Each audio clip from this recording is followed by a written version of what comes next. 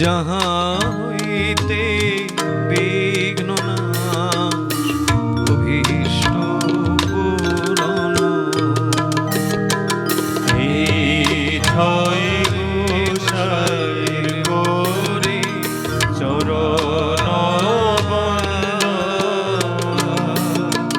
যাহা হইতে বিঘ্ন নাশ অভীষ্ট পূরণ। এই ছয় গোসাই যাবে ব্রজে কইলেন বাস, রাধা কৃষ্ণ নিত্য লীলা করিলেন প্রকাশ। এই ছয় গোসাই যাবে ব্রজে কইলেন বাস, রাধা কৃষ্ণ নিত্য লীলা করিলেন প্রকাশ। ভজ শ্রী কৃষ্ণ চৈতন্য প্রভু নিত্যানন্দ, শ্রী অদ্বৈত গদাধর শ্রীবাসাদি গৌর ভক্ত বৃন্দ। ভজ শ্রী কৃষ্ণ চৈতন্য প্রভু নিত্যানন্দ, শ্রী অদ্বৈত গদাধর শ্রীবাসাদি গৌর ভক্ত বৃন্দ। হরে কৃষ্ণ কৃষ্ণ কৃষ্ণ হরে হরে, হরে রাম রাম রাম হরে হরে। হরে কৃষ্ণ কৃষ্ণ কৃষ্ণ হরে হরে, হরে রাম রাম রাম হরে হরে। হরে কৃষ্ণ কৃষ্ণ কৃষ্ণ হরে হরে, হরে রাম রাম রাম হরে হরে। হরে কৃষ্ণ কৃষ্ণ কৃষ্ণ হরে হরে,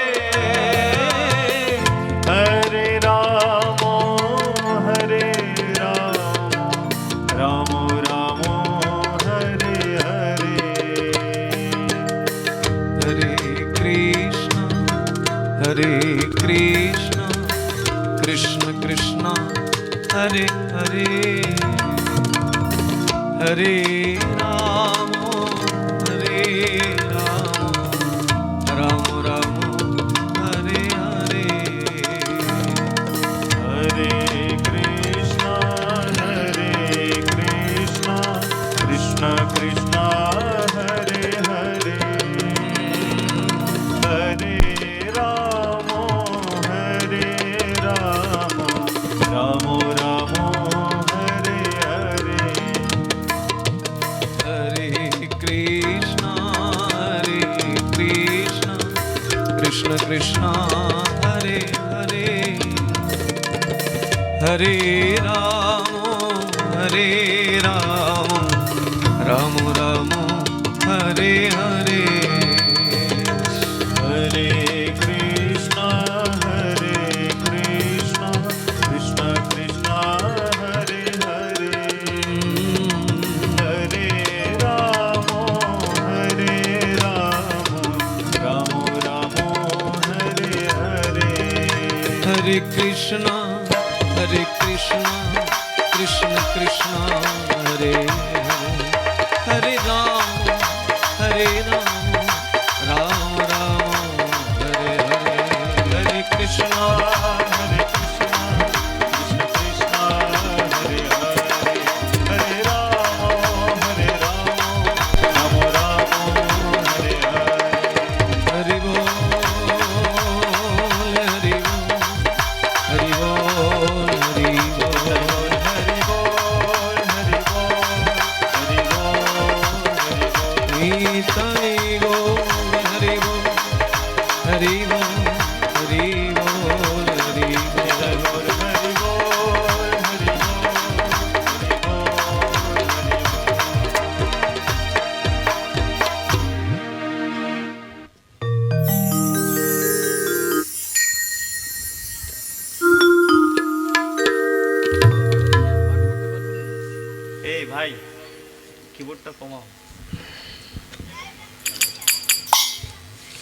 कृष्णाय वासुदेवाय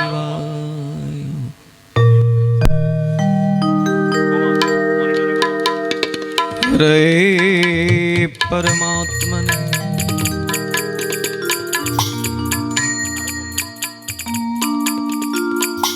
प्रणतक्लेशनाशाय गोविन्दाय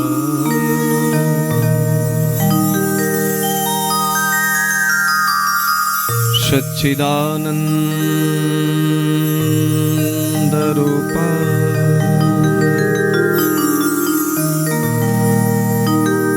विशत्पत्यादिहेतवे तापत्रयो विनाशाय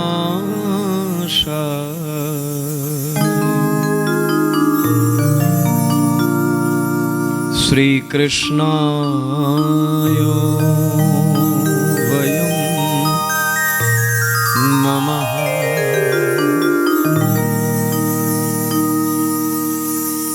तमादिदेवं करुणानिधानं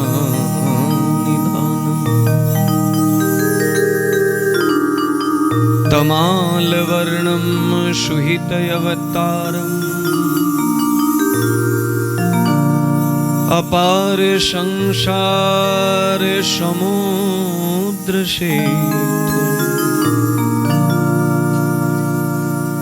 भजामहे भागवतो स्वरूपम्।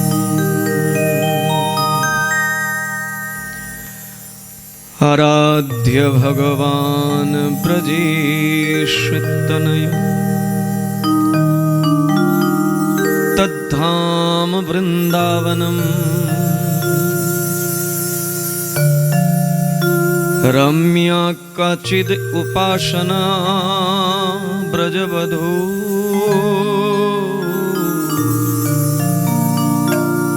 वर्गेन जा कल्पिता।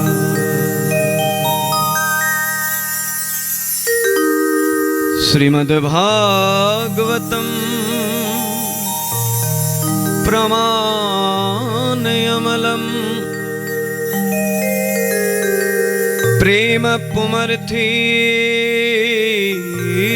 मोहा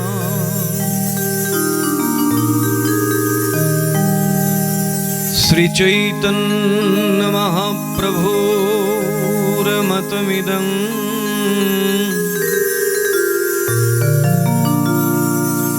तत्रादरनो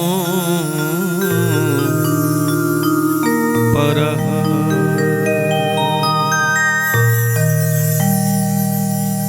आराधनानां सर्वेषां विष्णुराराधनानां परम् तस्मात् परतरं देवी तदीयानां समर्चनम्।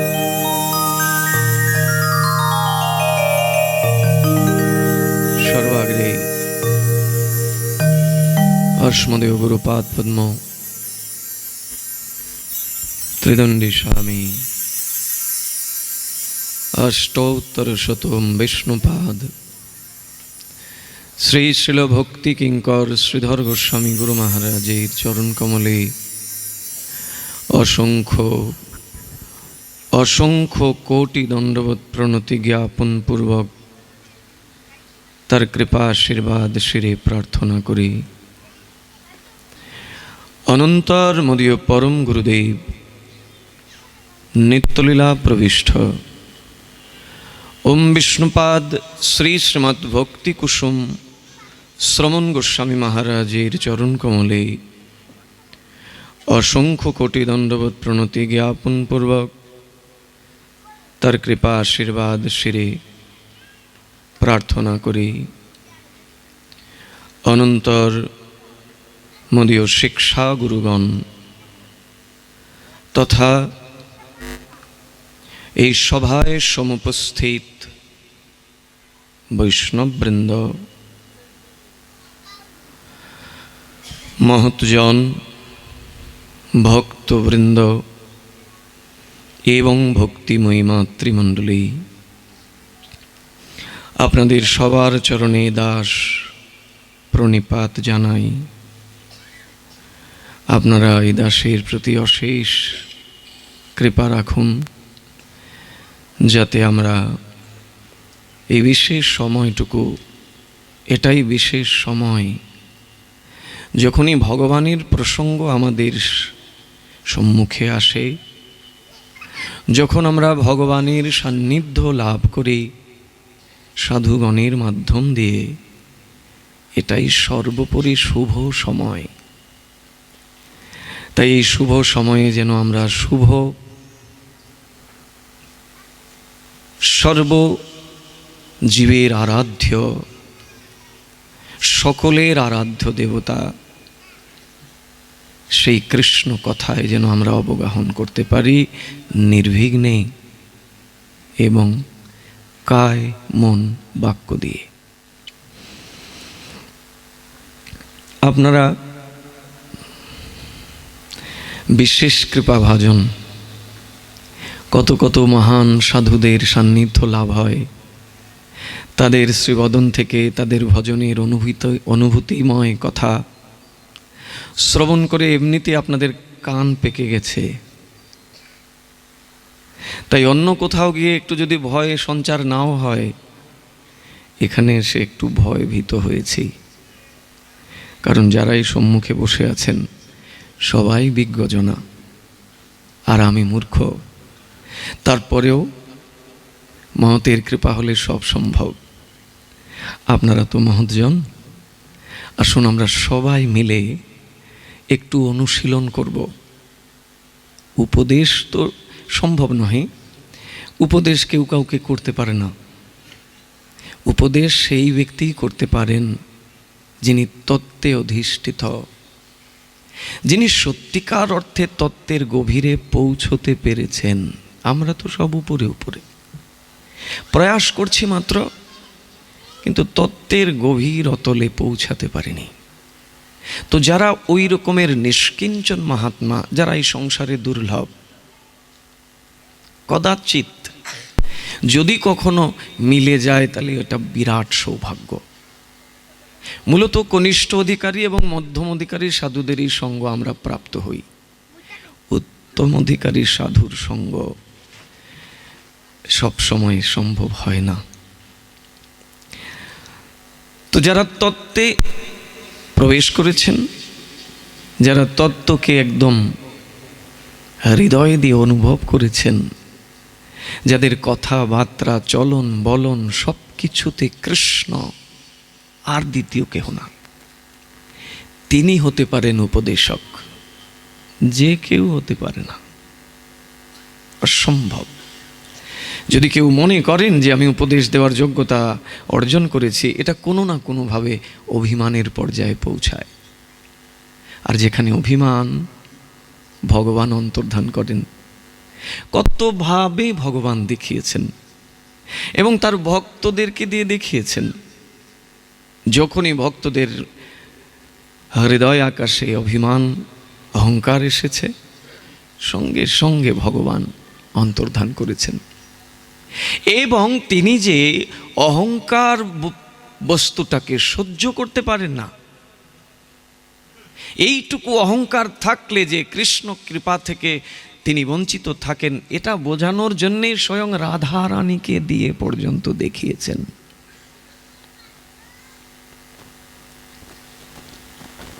সেই দশম স্কন্ধে রাস পঞ্চোধ্যায় রাধাকে পর্যন্ত পরিত্যাগ করলেন। যে রাধা হচ্ছেন কৃষ্ণ সেবার মূল শিক্ষিকা, গুরু, সেই কৃষ্ণ সেবার প্রধানা শিক্ষিকা রাধাকে পর্যন্ত পরিত্যাগ করলেন। যখন রাধার মনে একটু অহংকার এসেছিল যে আমি কত বড় সৌভাগ্যবতী, আজকে এই শারদ পূর্ণিমা রাতে কৃষ্ণ সকলকে ফেলে আমাকে একা একা নিয়ে যাচ্ছেন, ভগবান রাধাকেও পরিত্যাগ করলেন। যদ্যপি রাধাকে পরিত্যাগ করে তো ভগবান এক মুহূর্তও থাকতে পারেন না, এগুলো কেবলই লীলা মাত্র। তিনি তার ভক্তদেরকে যে যদি দেখান তবে না আমরা শিক্ষা পাব। সাধারণ মানুষ একটাকে দিয়ে কিছু দেখালে হবে? হবে না। তাই তিনি যা কিছু লীলা করেছেন, সব লীলা বলতে ভৌম লীলার কথা বলছি, নরলীলা করতে এসে তিনি যা কিছু লীলা বিস্তার করেছেন সবগুলোই তার ভক্তদেরকে নিয়ে শিক্ষা দিয়েছেন। আপনাদের কি বলবো জানেন, আমি আসলে ভেবে উঠতে পারছি না যে প্রসঙ্গটা কি হওয়া উচিত। তবে গতকাল যেখানে অনুষ্ঠান ছিল আমি ওদেরকে বলছিলাম যে এই ধারাবাহিকতাটাই অটুট থাকবে আগামীকালের অনুষ্ঠানে। সেটা ছিল কি জানেন, আলোচনার প্রসঙ্গটা ছিল যে আমাদের উপাস্য কে হবেন। এই জায়গায় কিন্তু আমরা দুর্বল, এই জায়গাতেই আমাদের ভয়, এই জায়গাতেই আমাদের নিষ্ঠার অভাব। এমনি তো মুখে আমরা বলি নিষ্ঠা, আমি নিষ্ঠা নিয়েই করি, কিন্তু বিচার করে দেখবেন তো আদৌ কি নিষ্ঠা আপনার অটল হয়েছে কৃষ্ণের প্রতি? একটু বুঝতে হবে। আমরা যার চরণে বসে ভগবানের কথা শ্রবণ করছি সেই ভগবতী মা কাত্যায়নী, তার চরণে অসংখ্য কোটি দণ্ডবোধ প্রণাম জানাই। তিনি আমাদের সবার প্রতি কৃপা বর্ষণ করুন, কারণ তারই প্রভুর কথা শুনতে বসেছি আমরা।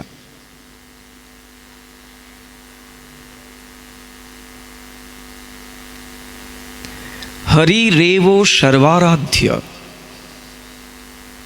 সর্বো দেবে সরেশ্বর।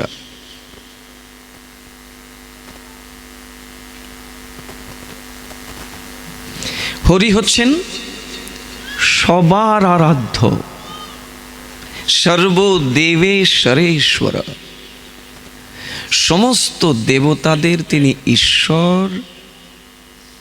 এরপরে কি না, ঈশ্বরেরও ঈশ্বর। ঈশ্বর আবার আছেন অনেকেই। ভগবানের যে 10 অবতার রয়েছে, নৃসিংহ, বামন, আজকে বরাহদেবের আবির্ভাব, প্রভাতে অর্চনান্তে বরাহদেবের অর্চনান্তে পারণাদি হয়েছে, আজকে ভগবান বরাহদেবের আবির্ভাব। ঈশ্বর, কিন্তু পরমেশ্বর নহেন।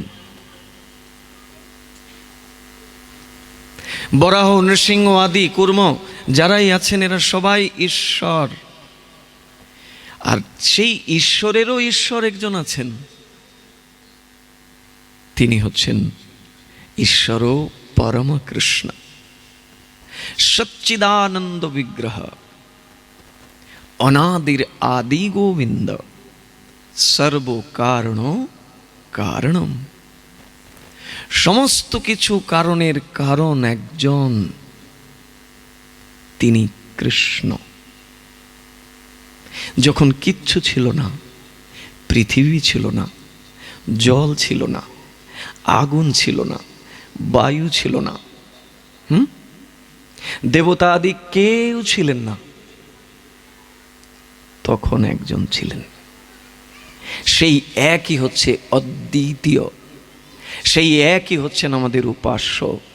যদি মহাপ্রভুকে আমরা বিশ্বাস করি, মুখে খালি বললে হবে না যে মহাপ্রভু আমার প্রাণধন।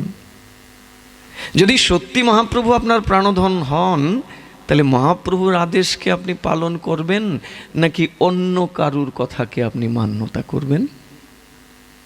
শ্রীনাথ চক্রবর্তী পাদ একদম স্পষ্ট করে বললেন, মহাপ্রভুর মতমিদং তত্রাদর ন পরহ। মহাপ্রভুর মতের বাইরে ন পরহ, আর কারুর মতকেই প্রাধান্য দেয়া যাবে না। কেন না, তিনি যুগ অবতার, সেই কৃষ্ণই শ্রীকৃষ্ণ চৈতন্য রূপে এসেছেন। আজকে একজনের একটু পাঠ শুনছিলাম, আমার পাশেই এরা চালাচ্ছিল, সেখানে কি সুন্দর বলছে, ব্যাসাসনে বসে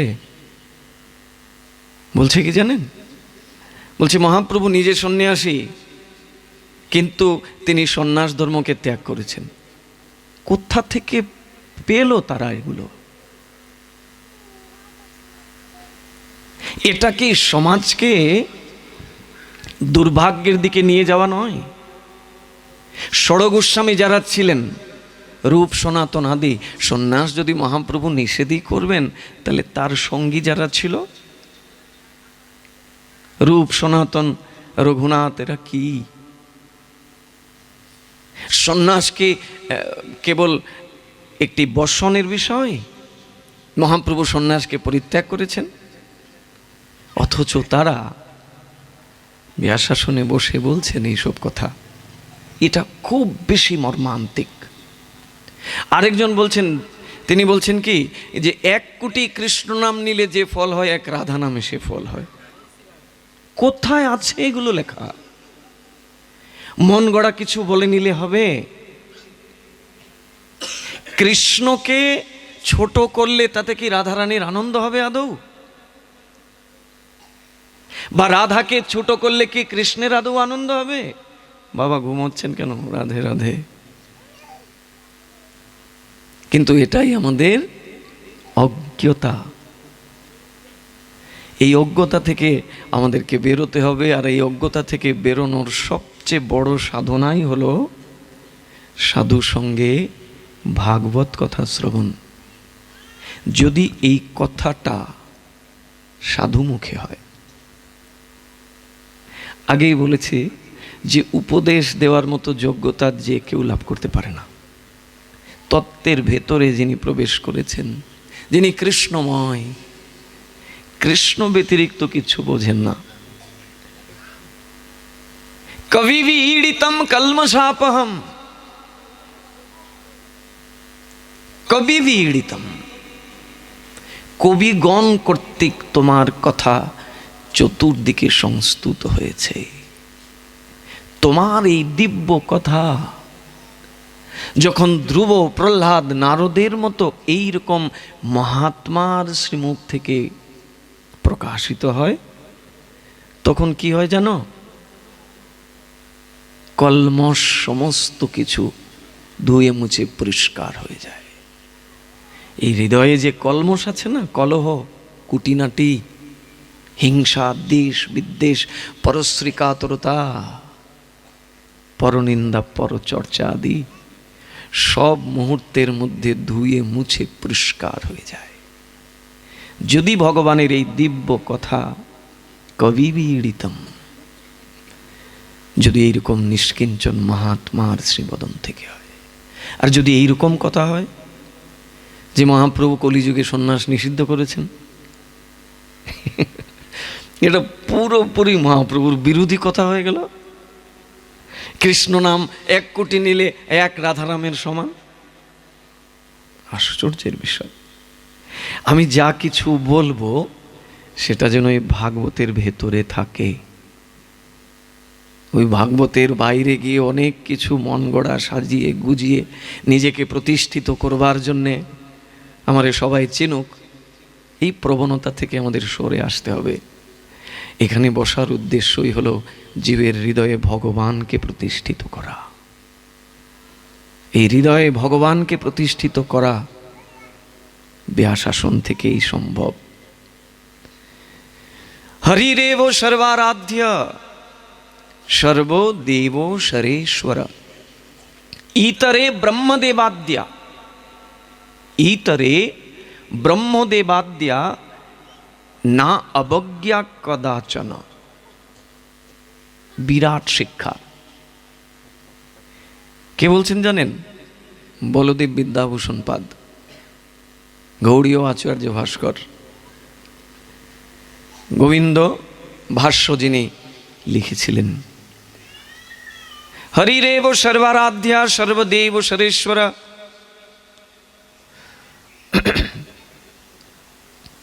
হরি সকলের আরাধ্য, কারণ হরি হচ্ছেন সর্বদেবের ঈশ্বর। এরপরে একটা কথাও বলছেন, না অবজ্ঞা কদাচন। অন্য দেব দেবী আদেরকে অবজ্ঞা করা যাবে না। এই জায়গাতে আমাদের গন্ডগোল। বলে সদ্গুরুর কাছ থেকে দীক্ষা পেয়েছি, কৃষ্ণ মন্ত্রে আমি দীক্ষিত, আমার কি দরকার? দরকার নেই, আবার দরকার আছেও।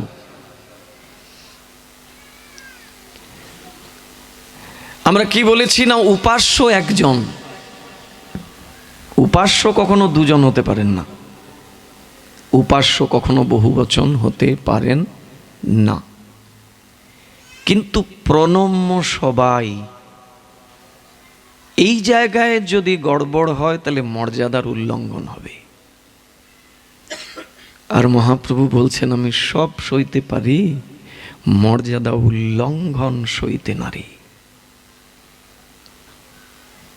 এই জন্য ভাগবতে সব কিছু দিয়ে রেখেছেন জানেন, আমরা যেগুলো ভাবতেও পারবো না, যেটা আমাদের এই ছোট্ট সফটওয়্যারে আসেই না চিন্তায়, তার উত্তর ভগবান দিয়ে রেখেছেন ব্যাসদেব।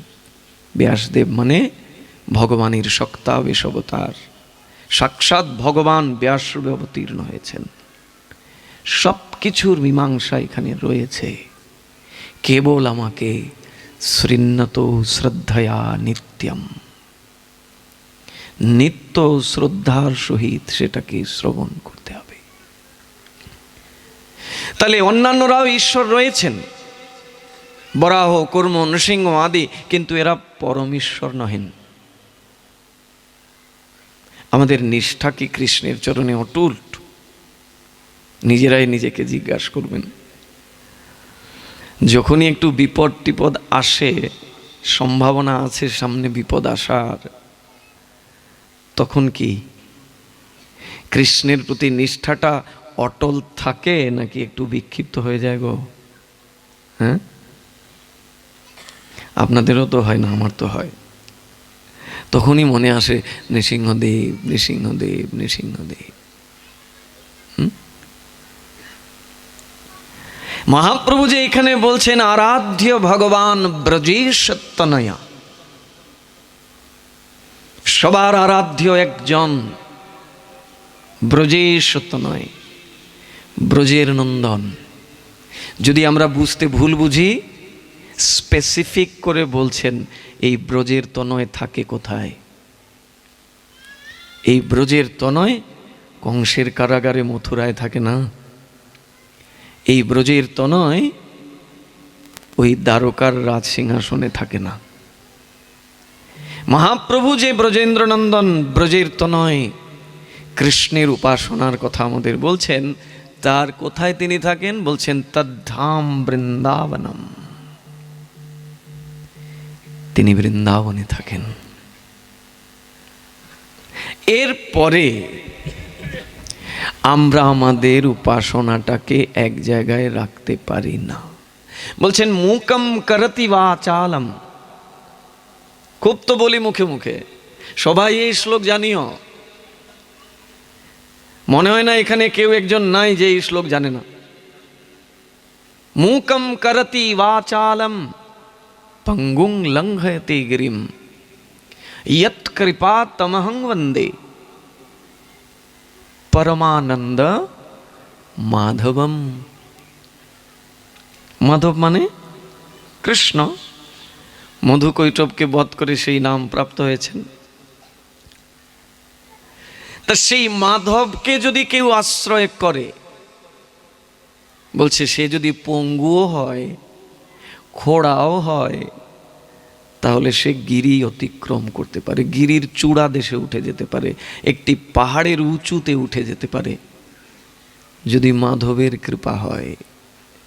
সে যত বড়ই খোড়া হোক না কেন। কি বললেন? মুখম মুকম করতি বাচালম। বাচালম বলতে আমরা মনে করি কি, বাচাল মানে হচ্ছে যারা বাচস্পতি, বেশি কথা বলে, বক বক বক বক করতে থাকে, আমরা এদেরকেই বাচাল মনে করি। কিন্তু গোস্বামীচরণ এখানে এই বাচালম বলতে ওই যারা বেশি কথা বলে তাদেরকে বোঝাননি।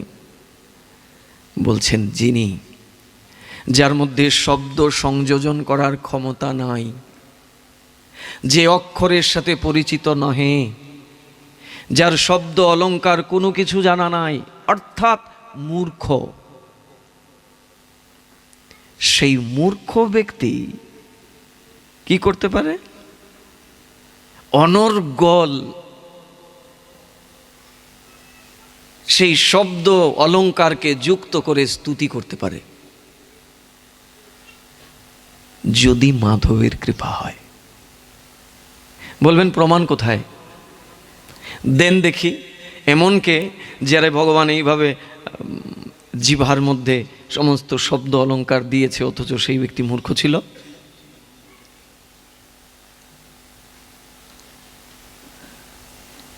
পাঁচ বছরের শিশু বালক ধ্রুব জীবনে কোনোদিন স্কুলের বারান্দায় যায়নি। কোথা থেকে যাবে? মা কেবল বলছে যা, হরিভজনেই শান্তি। তোর বিমাতা যেটা বলছে, যেটা শুনে তুই আমারে অভিযোগ করতে এসেছিস, মা ঠিকই বলেছে। এই সংসারে দুঃখই দুঃখ, এই দুঃখের হাত থেকে বাঁচতে গেলে একমাত্র হরির আরাধনাই সর্বোৎকৃষ্ট। বলে মা, হরিকে কোথায় গিয়ে পাবো? বলে একজন উত্তম অধিকারী মহাত্মা, একজন উত্তম অধিকারী গুরুর সান্নিধ্যে থেকে গুরুই হরির কাছে নিয়ে যাবেন। তাকে কোথায় পাওয়া যাবে মা? বলে তাই তিনি তো লোকালয়ে থাকে না, তিনি একটু জনবিহীন জনশূন্য স্থানে ভজন করেন। খুঁজে বের করতে হবে। বনেতে তারা তপস্যা করে একান্তে, সেইখানে গেলে পাবি। কেমন প্রত্যয়, কেমন দৃঢ়ত্ব ধ্রুবের মধ্যে! মায়ের কথা মানে এতে মিথ্যা হতেই পারে না। মা যে গুরু জানে ধ্রুব। গুরু শুধু ওই যিনি কানে মন্ত্র দান করলেন তিনিই যে গুরু, না না না না। গুরুর তিনটি প্রকোষ্ঠ। প্রথম গুরুই হচ্ছেন মাতা পিতা, দ্বিতীয় গুরু হচ্ছেন দীক্ষা গুরু, তৃতীয় প্রকোষ্ঠ হচ্ছে শিক্ষা গুরুর, এবং একটা আরেকটার সাথে অঙ্গাঙ্গিভাবে যুক্ত। অবশ্য এখানে আরো কিছু কথাও আছে। এখন যদি কেউ, কোনো মা কোনো বাবা বলেন, এই আমি কিন্তু তোদের গুরু, তুমি গুরু, তুমি আমার প্রণম্য, তুমি আমার শ্রদ্ধার পাত্র, কিন্তু বিচারও করতে হবে। তিনি যে গুরু, তার মধ্যে কি সেই গুরুত্ব আছে? তিনি কি আমাকে কৃষ্ণ ভজনে এগিয়ে দেন? শ্রীমদ্ ভাগবতে পঞ্চম স্কন্ধের পঞ্চম অধ্যায়ের 18 নম্বর শ্লোক সুযোগ পেলে খুলে পড়বেন। সেখানে স্পষ্টভাবে বলছেন, গুরুর ন শস্যাৎ জননীর ন শস্যাৎ। বলছেন সেই গুরু গুরু নয়, সেই মা মা নয়, সেই পিতা পিতা নহে, সেই স্বজন স্বজন নহে, যে তাকে কৃষ্ণ প্রাপ্তি করতে সহযোগিতা না করে। বলছেন তাকে ত্যাগ করতে। ত্যাগ করে নাই? খুব করেছে। মাকে ত্যাগ করেছে ভরত মহারাজ। 14 বৎসর মায়ের ছায়াটা পর্যন্ত মাড়ায়নি। রামের বিরোধী পক্ষে গেছিলেন মা, তাই মাকেই পরিত্যাগ করেছে সন্তান। পিতাকে ত্যাগ করেন নাই? করেছেন প্রহ্লাদ মহারাজ। হিরণ্যকশিপুকে ত্যাগ করেছেন। হিরণ্যকশিপুর কোনো কথাকে তিনি সমাদর করেননি, কারণ হিরণ্যকশিপুর প্রত্যেকটি কথা কৃষ্ণ বিরুদ্ধে ছিল, ভগবানের বিরুদ্ধে ছিল। প্রহ্লাদ সমাদর করেন নাই। বলবেন গুরু ত্যাগ কে করলো? গুরু ত্যাগ করেছেন বলি মহারাজ। শুক্রাচার্যের কথা শুনেননি তো? শুক্রাচার্য বলছিলেন, সাবধান, তুই যারে সামান্য বালক ভাবছিস, এ সামান্য বালক না, এ ওই বিষ্ণু কপট বেশ ধারণ করে এসেছে, তোর সব কিছু হরণ করে নেবে। গুরুদেব বলছেন, তুই যারে দেখে আপ্লুত হচ্ছিস, যারে দান করবার জন্য উদ্যত হচ্ছিস, আমার কাছে এসে আদেশ চাইছিস, আমি তো আদেশ দেব না। কেন গুরুদেব? বলে, এ তো বালক নয় রে, এ তো কপট বেশ ধারণ করে এসেছে, সাক্ষাৎ বিষ্ণু এই রূপে এসেছে। তোর কাছে যে ত্রিপাদ ভূমি চাইছে, জানিস তার পা কত লম্বা? তোর সর্বস্ব হরণ করে নিয়ে যাবে। তাহলে গুরুদেব জানেন যে বিষ্ণুর পা অনেক লম্বা, জেনেও শিষ্যকে বলছেন সেবা করা যাবে না। তা কি বলবেন? কৃষ্ণপক্ষের লোক না, এখানে তার নিজের স্বার্থ জড়িত ছিল। আজকে যদি দান দিয়ে দেয়, সব কিছু যদি নিয়ে নেয়, তাহলে আমি যে এসে ভালো মন্দ খাইটা, এগুলো তো সব বন্ধ হয়ে যাবে। হ্যাঁ, সেবা করতে দেবেন না। শিষ্য তো সেই রকমের শিষ্য, বলছে, গুরুদেব, যেদিন আমার মাথা আপনার চরণে রেখেছি, সব কিছু আপনায় দিয়ে দিয়েছি। এই শরীর আমার শরীর নয়, আপনি আমাকে টুকরো টুকরো করে জলে ভাসিয়ে দেন, কোনো প্রতিবাদ করব না। কিন্তু গুরুদেব, আপনার অন্যায় আদেশকে তো আমি মানতে পারবো না। আপনি যা আমাকে বলছেন, এটা তো ধর্ম কথা হতে পারে না, এটা সম্পূর্ণ অধর্ম। আমি এই দানছত্র খুলেছি, এর দ্বারা যদি ভগবান আমার প্রতি প্রসন্ন হন, আমাকে কৃপা করেন, আর তুমি বলছো সেই ভগবান নিজে এসেছেন এখানে, আর তাকে দান দেব না আমি? গুরুকে ত্যাগ করলেন, স্বজনকে ত্যাগ করলেন কে? বিভীষণ রাবণকে ত্যাগ করেছে। ভগবত কর্ম করতে যিনি বাধা সৃষ্টি করবে, বলছেন এ স্বজন হলেও স্বজনাক্ষ দস্যু, এ স্বজন নয়। সঙ্গ এমন একটা বিষয়, আপনারা তো অনেক সৌভাগ্যবান, সাধু সঙ্গ করেন, এই সৌভাগ্য তো সবার লাভ হয় না। দশবিধ সংস্কারের মধ্যে একটি সংস্কার হচ্ছে সঙ্গ সংস্কার। আপনার সঙ্গটা কি হবে? যদি সঙ্গটা অসতের হয়ে যায়, অসাধুর হয়ে যায়, সব হারাতে হবে। হস্তিনাপুরের রাজ্যে এখন আসীন হবেন পঞ্চপাণ্ডব।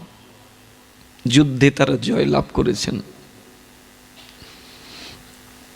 কৌরব পক্ষকে বধ করেছেন, বধ করে তারা যুদ্ধে জয়লাভ করেছেন। এবার কৃষ্ণ বলছেন, আমার তো অন্যান্য কাজ আছে, দ্বারকায় ফিরে যেতে হবে, এবার তোমাদেরকে রাজ্যে অভিষেক করাবো। কিন্তু রাজ্য অভিষেকের আগে রাজকার্য কেমন করে পরিচালনা করতে হয়, সেই জ্ঞানটা তোমাদের জানা দরকার। আর সেই জ্ঞান দিতে পারে একজন, এই হস্তিনাতে একমাত্র একজন আছেন যিনি এই জ্ঞান দিতে পারেন। চলো তার কাছে। পঞ্চপাণ্ডবকে নিয়ে কৃষ্ণ চলে আসলেন ওই কুরুক্ষেত্রের ময়দানে। যিনি সরসজ্জায় শায়িত আছেন, পিতামহ ভীষ্মদেব। বলছে কলিযুগে নাকি সন্ন্যাস নাই। সন্ন্যাস শব্দের অর্থটাকে আগে বুঝতে হবে। একজন গৃহস্থও সন্ন্যাস হতে পারেন, আবার গৃহ ছেড়ে বনে গিয়ে লাল কাপড় লাগিয়ে তিনিও সন্ন্যাসী নাও হতে পারেন। সম্যক রূপে যিনি বিষয় থেকে নিজেকে মুক্ত করবার প্রয়াস করছেন, তিনি সন্ন্যাসী। চরম ঐশ্বর্যের মধ্যে ছিলেন হস্তিনার সেই মহাত্মা পিতামহ ভীষ্মদেব, কিন্তু সেই ঐশ্বর্য তাকে স্পর্শও করতে পারেনি। আজীবন আকুমার ব্রহ্মচারী হয়েছিলেন। বিষয়ের মধ্যে থেকে কেমন করে সন্ন্যাসীর আচরণ করতে হয় দেখিয়েছেন, সেটা পিতামহ ভীষ্মদেব। আজকে পঞ্চপাণ্ডবকে নিয়ে স্বয়ং কৃষ্ণ এসে হাজির, পাঠিয়েছেন পঞ্চপাণ্ডবকে তিনি পেছনে। পিতামহ ভীষ্ম ঘ্রাণ শুনে বুঝে নিলেন আমার প্রাণনাথ এসেছে। যুধিষ্ঠিরকে দেখা মাত্র বলছেন, প্রভু কোথায়? প্রভু পেছনে কেন? কৃষ্ণ আসলেন সামনে, এসে বলছেন, একটা বিশেষ কাজের জন্য এসেছি, এদেরকে আপনি সেই রাজবিদ্যা দান করুন। এরা এখন রাজার সিংহাসনে বসবে, রাজ্য অভিষেক হবে, কেমন করে রাজকার্য পরিচালনা করবে একটু তাদেরকে বলুন। ভীষ্মদেব বলছেন, প্রভু তোমার লীলার অন্ত নাই, তুমি সাক্ষাৎ বিরাজমান আর আমি দেব তাদেরকে সেই ক্ষত্রিয়ের ধর্মের শিক্ষা? বলছে, আমি দিলে তাদের প্রতীতি হবে না, আমি তো তাদের আত্মীয় কুটুম্ব, আমি তো তাদের ভাই। তুমি দিলে সেটা কার্যকারী হবে, কারণ তুমি তাদের সবার পিতামহ, গুরু। এই যখন বললেন কৃষ্ণ, তখন ভীষ্ম পিতামহ বলছেন, দেখো, ক্ষত্রিয়ের প্রধান ধর্ম হচ্ছে সে নিজে কখনো অন্যায় করবে না এবং তার চোখের সামনে কোনো অন্যায়কে সে প্রশ্রয় দেবে না। পিতামহ ভীষ্ম বলছেন, তোমরা তো ক্ষত্রিয়, ক্ষত্রিয়ের প্রধান ধর্ম হচ্ছে সে কখনো অন্যায় কার্য করবে না এবং তার চোখের সামনে কোনো অন্যায় কার্যকে সে সহ্য করবে না।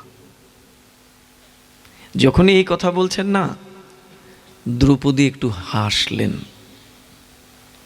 সামনেই দ্রৌপদী ছিলেন, দ্রৌপদী একটু হাসলেন।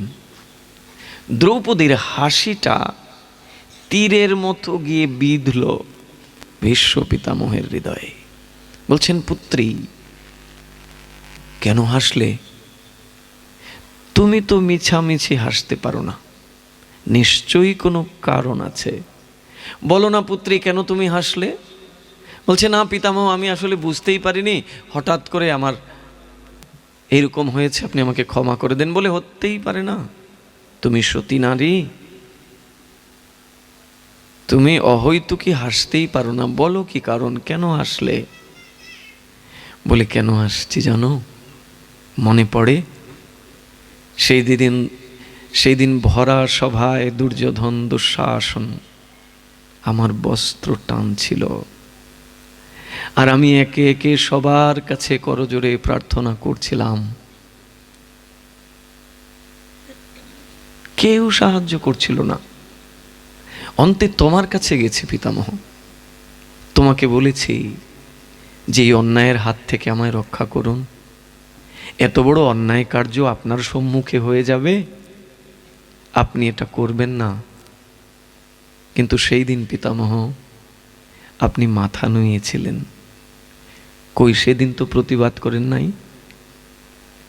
আজকে যে আপনি আমার স্বামীদের বলছেন যে ক্ষত্রিয়ের প্রধান ধর্মই হলো সে কোনোদিন অন্যায় কার্য করে না এবং তার চোখের সামনে কোনো অন্যায় কার্য হতে দেখে প্রতিবাদ না করেও থাকে না, তা সেদিন প্রতিবাদ করলেন না পিতামহ?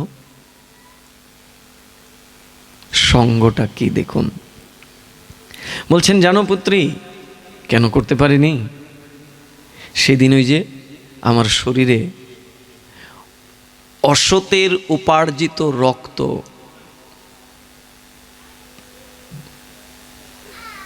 বিষয়ীর উপার্জিত বস্তু আমি আহার করতাম। বিষয়ীর অন্ন খাইলে মলিন হয় মন, মলিন মনে না হয় কৃষ্ণের ভজন।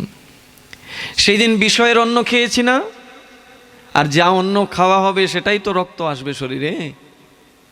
ওই বিষয়ের অন্ন খেয়ে মন মলিন হয়েছিল, তাই প্রতিবাদ করতে পারিনি। আর আজকে কেন করতে পারছি জানো?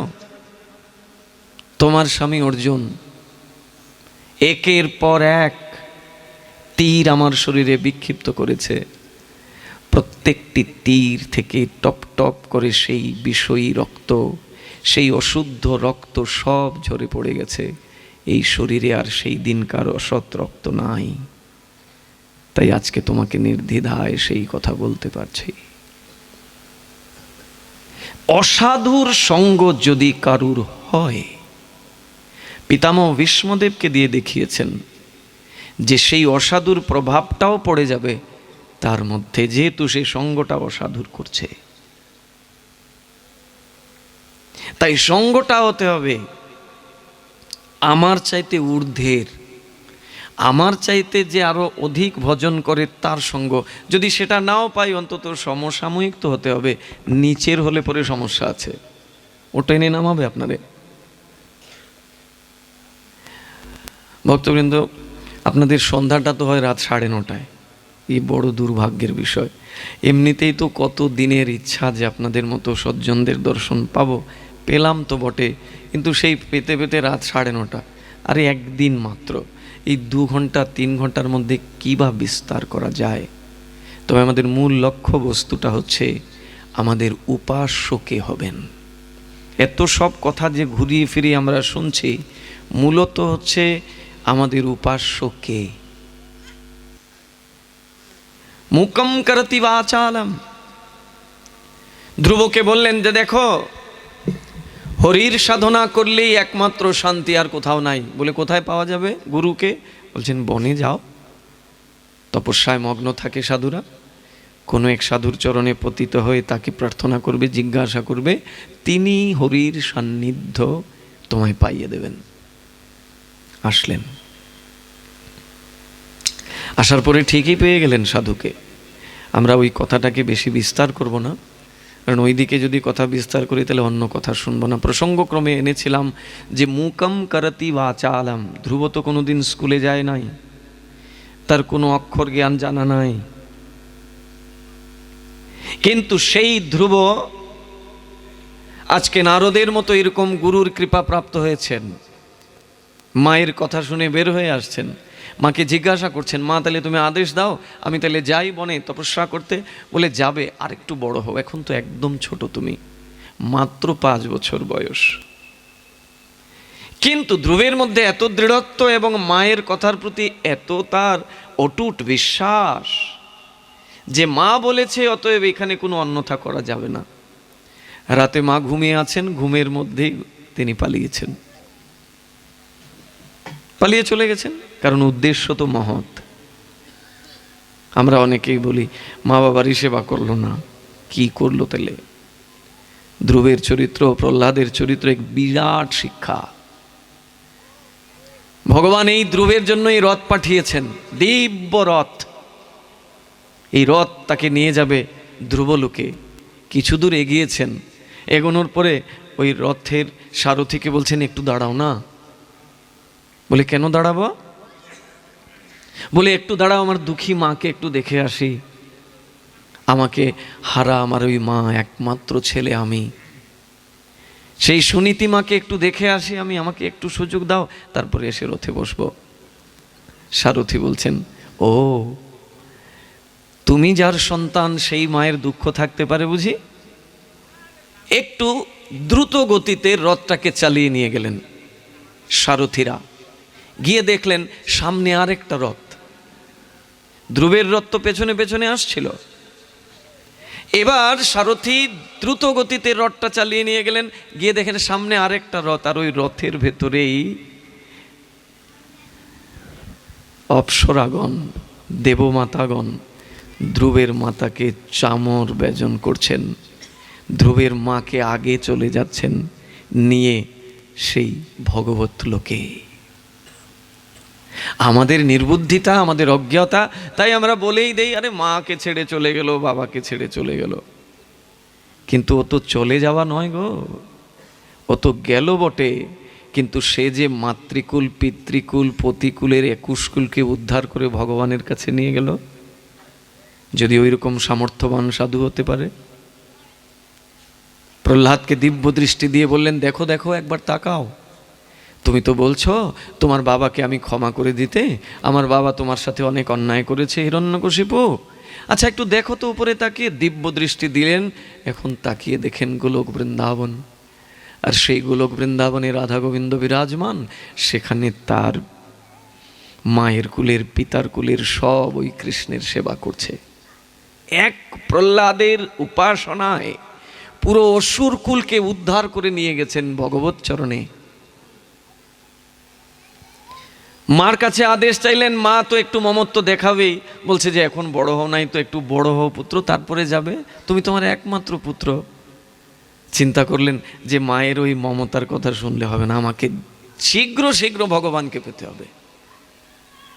আর এই সুযোগ, মা ঘুমিয়েছে, এখন পালাবো, পালিয়ে গেলেন। সৌভাগ্যক্রমে মা বলেছিল বনে গিয়ে পাবে সাধু, সেই সাধুর চরণে পতিত হয়ে তাকে জিজ্ঞাসা করবে, তিনি বলবেন ভগবানের ঠিকানা, ওটা আমি বলতে পারবো না। পেলেন তো পেলেন, নারদ ঋষিকে পেয়ে গেলেন, কৃপাও হয়ে গেল প্রথম সাক্ষাতে। নারদ জিজ্ঞাসা করলেন, কি তোমার পরিচয় কি, এই গহীন বনে কি করতে এসেছ? বলছে আমি কৃষ্ণ ভজন করতে এসেছি। কৃষ্ণ ভজন করতে এসেছ? এইখানে কি করবে? বলে আমার মা বলেছেন যে নিরালায় জনমানব শূন্য স্থানে মহাত্মারা ভজন করেন, তাই আমি মহাত্মাদের সান্নিধ্য পাবার জন্য এসেছি। আপনি তো মহাত্মা, আপনি কৃপা করুন, আপনি আমাকে বলুন আমি কি করে ভগবানের সাধনা করব, দৃঢ়ত্ব কেমন? নারদ বলছেন, আরে যাও যাও, রাজার ছেলে এসেছো ভজন করতে, দুদিন পরে কোথায় যাবে তোমার ভজন? জানো এই বনে কত হিংস্র পশুরা আছে, খেয়ে ফেলবে তোমাকে। নারদ ঋষি এই কথা বলছেন, আর ধ্রুব বলছে তুমি তো সাধু, এতে সন্দেহ নাই, কিন্তু সাধু হয়ে তুমি আমাকে আবার ওই বিষয়ের জালে ফেলছ, এ কেমন সাধু তুমি? তোমাকে দেখলে মহা এক বিরাট বড় সাধু মনে হচ্ছে, কিন্তু তুমি সাধু যদি হও তাহলে আমাকে আবার ওই বিষয়ের কাছে পাঠিয়ে দিচ্ছ। আচ্ছা তুমি কে বলো তো? বলছেন আমি নারদ। ধ্রুব বিশ্বাসই করতে চাইছে না, বলছে নারদ যদি হতে তুমি, তাহলে তুমি কখনোই আমার সংসারে পাঠাতে না। নারদের একটাই কাজ, যদি কারুর নারদের সঙ্গ হয়ে যায় তাহলে নারদ কি করেন, ওই সংসারের আসক্তি থেকে উঠিয়ে তারে কৃষ্ণের চরণে পৌঁছিয়ে দেন। তো তুমি কেমন নারদ, তুমি আবার ওই সংসারের ওই গেরাকলের মধ্যে পাঠাতে চাইছো? বলছে আমি তোর পরীক্ষা করছিলাম, উত্তীর্ণ হয়েছ, যাও স্নান করে আসো। আসলেন, পাঞ্চরাত্রিক মন্ত্রে দীক্ষা দিয়ে দিলেন। এই মন্ত্রের প্রতি কত নিষ্ঠা ধ্রুবের! ওই কৃষ্ণ মন্ত্র প্রাপ্ত হওয়ার পরে কৃষ্ণ ছাড়া আর কাউকে তিনি উপাস্য হিসাবে নেন নাই। আমাদের মূল বক্তব্য বিষয় যে আমাদের উপাস্য একজন, বাকি সবাই প্রণম্য। ওই উপাস্যের আসনে আর কাউকে আমি বসাতে পারবো না, যদি সেই নিশ্চলা ভক্তি থাকে আমার। এটারই বলে অনন্য ভক্তি। ন অন্য ইতি অনন্য, যার আর অন্য কোথাও ভক্তিটাকে রাখে নাই, একমাত্র কৃষ্ণতে অনন্য ভক্তি রেখেছে, তিনি প্রকৃত উপাস্য রূপে কৃষ্ণকে নিয়েছেন। ধ্রুব গুরুর কাছ থেকে সেই মন্ত্র পেয়ে সাধনা শুরু করলেন। মাত্র 6 মাস সাধনা করতেই সাক্ষাৎকার হলো ভগবানের। ভগবান নিজে চলে আসলেন। কি শ্লোকটা ছিল? মুকম করতি বাচালম পঙ্গুং লঙ্ঘয়তে গিরিম। মূর্খ ব্যক্তিও, যার শব্দের সাথে পরিচয় নাই, যার অলংকার নাই, কিচ্ছু নাই, সেও কেমন করে স্তুতি করে দেখুন। ধ্রুব তার জ্বলন্ত উদাহরণ। ভগবানকে সাক্ষাৎ করছেন চোখের সামনে। দেখেই ভগবানের স্তুতি করার ইচ্ছা জাগছে মনে, যে প্রভু তুমি তো এসেছ, আমার তোমাকে বন্দনা করব, তোমার স্তুতি করব। ভগবানের মন্দিরে গিয়ে খালি খাড়া খাড়া ভগবানকে দেখতে আছে বুঝি? ভগবানের মন্দিরে গিয়ে ভগবানকে পরিক্রমা করতে হবে, যতটা জানি ততটা তার স্তুতি করতে হবে, তাতেই তো ভগবানের প্রসন্নতা। ধ্রুবের মনে অভিলাষ, প্রভু তুমি এসেছ, তোমার স্তুতি তো করব, আমার তো কিছু জানা নাই, কোনো অক্ষর জ্ঞান কিছুই জানি না। অন্তর্যামী ভগবান তিনি কি করলেন? ধ্রুবের কপলে তার দিব্য শঙ্খটা ঠেকিয়ে দিলেন। ভগবান তার দিব্য শঙ্খটাকে ধ্রুবের কপলে লাগিয়ে দিলেন। নিরন্তর একের পর এক স্তুতি ধ্রুব করতে লাগলেন ভগবানের, যার বর্ণনা বিশদভাবে শ্রীমদ্ ভাগবতে দিয়েছেন। মুকম করতি বাচালম, যে কোনোদিন স্কুলে যায় নাই, যার কোনো অক্ষর জ্ঞান কিছুই নাই, কোনো শব্দের সাথে যার পরিচয় নাই, সে আজকে ভগবানের অনর্গল একের পর এক স্তুতি করে যাচ্ছে। এটাই হলো মাধবের কৃপা। যৎ কৃপা তমহং বন্দে পরমানন্দ মাধবম। সেই পরমানন্দময় ভগবানের মাধবের কৃপা যদি কারুর উপরে হয়, তাহলে সে বাচাল হলেও মূর্খ হলেও সে স্তুতি করতে শুরু করে দেয়। মহাপ্রভু তো আরো এক ধাপে গিয়ে, মহাপ্রভুর কৃপা তো বলে শেষ করা যাবে না। মহাপ্রভু ওইদিকে তো ধ্রুব কথা বলতে পারে,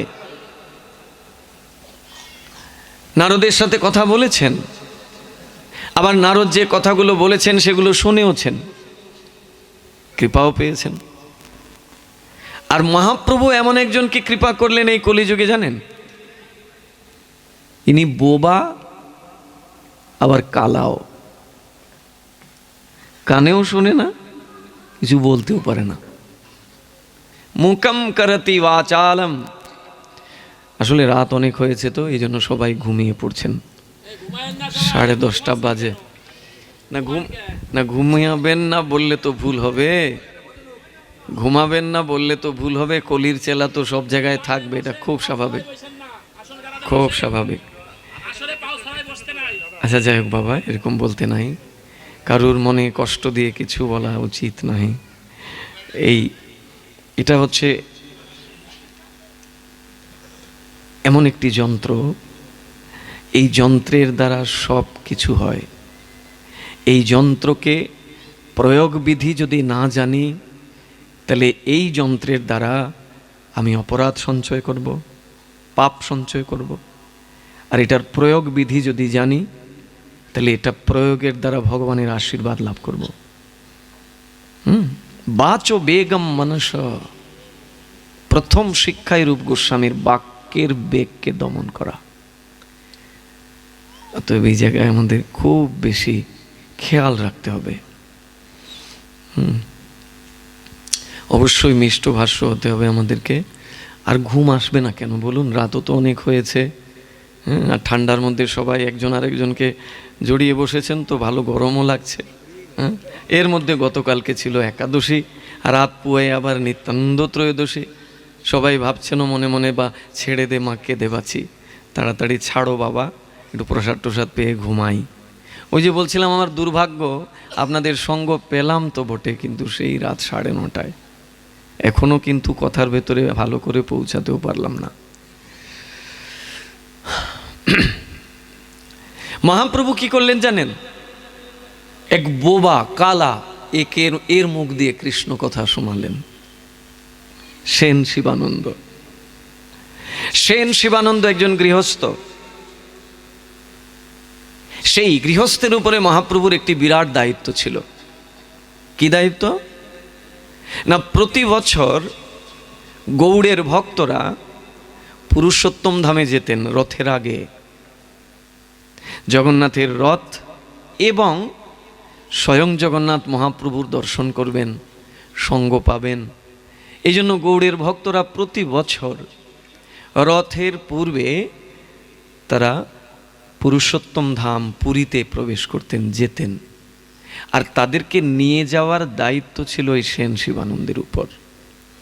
মহাপ্রভু এই দায়িত্ব সেন শিবানন্দকে দিয়েছেন। কোন পথ দিয়ে নিয়ে যাবে, কোথায় তাদের জন্য ঘাঁটি তৈরি করবে, সব সেন শিবানন্দের। এবং এত সুন্দর করে সেন শিবানন্দ সেবা করতেন, মহাপ্রভু তার এই সেবায় অত্যন্ত আনন্দিত হতেন। একবার কি হয়েছে, ভক্তদেরকে নিয়ে ফিরে আসবেন সেন শিবানন্দ, মহাপ্রভুকে প্রণাম করতে বলছেন। মহাপ্রভু বলছেন, আগামীতে তুমি তোমার কনিষ্ঠ ছেলেকে নিয়ে আসবে। সেন শিবানন্দ মনে মনে ভাবলেন, আমার তো 2 ছেলে আছে, এখন মহাপ্রভু বলছেন আবার কনিষ্ঠ ছেলেকে নিয়ে আসব, সন্তানের তো কোনো লক্ষণ টক্ষণ নাই, কিন্তু প্রভু বলছেন, কথা তো একদম মিথ্যাও হতে পারে না। চৈতন্য চরিতামৃতে উল্লেখ রয়েছে, ওই কনিষ্ঠ সন্তান যে সেন শিবানন্দের, এটা মহাপ্রভুর বরপুত্র, মহাপ্রভুরই বরপুত্র। আশ্চর্যের বিষয়, 1 বছর যেতে না যেতেই সত্যি সত্যি সন্তান চলে আসলো তো, কিন্তু দুঃখ শিবানন্দের, এ সন্তান কথাও বলতে পারে না, কাঁদতেও পারে না, কানে কিছু শোনেও না। ভাবলেন, প্রভু তুমি তো দিয়েছো, কিন্তু এমন একটারে দিলে এ কানেও শোনে না, কাঁদেও না, আমি এরে দিয়ে কিভাবে কি করব? বহু চেষ্টা করলেন। 7টি বছর এই সন্তানটার মুখে কথা বলাবেন বলে অনেক প্রয়াস করলেন, বিভিন্ন জায়গায় গেলেন, বৈদ্য, কবিরাজ, মন্দির আদিতে, সাধুদের কাছে, কোথাও গিয়ে কিচ্ছু হলো না। 7 বছর পরে এখন ভাবলেন যে নিয়ে যাই মহাপ্রভুর কাছে, তিনিই তো এটা দিয়েছেন, তার জিনিস তার কাছে রেখে আসি। নিয়ে আসলেন মহাপ্রভুর কাছে, এনে মহাপ্রভুর চরণে ফেলেছেন। দেখা মাত্র মহাপ্রভু বলছেন, এরে নিয়ে যাও, এরে নিয়ে যাও, এর দ্বারা সংসারে আমার কোনো কাজে লাগবে না, এর দ্বারা তো আমার সংসারের কোনো কাজেই লাগবে না, এ কানেও শোনে না, মুখেও কিছু বলতে পারে না, এরে এনেছো কেন, এটা তোমার কাছে নিয়ে যাও। বলে, প্রভু তুমিই তো আশীর্বাদ করে এরে পাঠিয়েছো, এবার তোমার জিনিসকে তুমি নাও, তোমারটাকে আমি নেব কেন? দেখুন ভক্ত এবং ভগবানের কেমন মিত্রতার সম্পর্ক, কেমন বন্ধুত্বের সম্পর্ক। এখানে কোনো অপরাধ বোধ নাই, পাপ বোধ নাই। আমাদের তো একটু কিছু হলেই যদি অপরাধ হয়ে যায়, কারণ ভগবানের সাথে এখনো সম্বন্ধই তৈরি হয়নি। এই জন্যই ওই মুহূর্তে মুহূর্তে খালি অপরাধ অপরাধ অপরাধ চিন্তা। কৃষ্ণকে এখানে এখনো বসাতে পারিনি ভালো করে, এই জন্যই অপরাধ বোধের চিন্তা।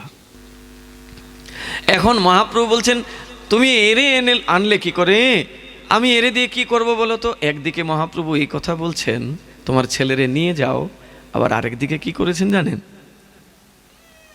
মহাপ্রভুর চরণের বৃদ্ধাঙ্গুষ্ঠ, ওই বুড়ো আঙ্গুলটা ওই ছেলের মুখে ঢুকিয়ে দিয়েছেন। সেন শিবানন্দের ওই ছেলের মুখে ওই বৃদ্ধাঙ্গুষ্ঠটা ঢুকিয়ে দিয়েছেন। আর সেন শিবানন্দের ছেলেও ওইটাকে চুষতে শুরু করেছে। মা যেরকম সন্তানকে স্তনপান করায়, ঠিক তদ্রূপ মহাপ্রভুর ওই বৃদ্ধাঙ্গুষ্ঠটাকে সে চুষতে শুরু করেছে। অনেকক্ষণ ধরে চুষছে, চুষতে চুষতে হঠাৎ মহাপ্রভু বলছেন, এই কৃষ্ণ বলো। পুত্রকে বলছেন, কৃষ্ণ বলো। ভ্রুক্ষেপ নাই। কৃষ্ণ বলো না কেন? 3 বার বললেন, কোনো ভ্রুক্ষেপ নাই। মহাপ্রভু তখন স্বরূপ দামোদরকে বলছেন, স্বরূপ, আমি স্থাবর জঙ্গম সকলকে কথা বলিয়েছি, বৃক্ষকে পর্যন্ত কথা বলিয়েছি, বনের পশুকে পর্যন্ত বলিয়েছি। বৃন্দাবনে যখন মহাপ্রভু যান ঝাড়িখণ্ডের পথ দিয়ে, তখন যেতে সময় এক বাঘের সাথে পা লেগে গেল। হিংস্র বাঘ শুয়েছিল, মহাপ্রভু যাচ্ছিলেন, পথটত্ত ছিল না, ওই জঙ্গলের ভেতর দিয়ে ছুটেছেন উন্মাদ হয়ে, বৃন্দাবনে যাচ্ছেন। পাটা লেগে গেল একটি বাঘের গায়ে। ওই বাঘটাকে পা লেগে গেছে। মহাপ্রভু ভাবলেন, ওহো হো হো, এর পা লেগে গেল, অপরাধ করে ফেললাম।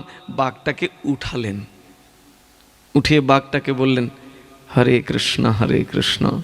বাঘও হাত তুলে বলতে লাগলো, হরে কৃষ্ণ হরে কৃষ্ণ।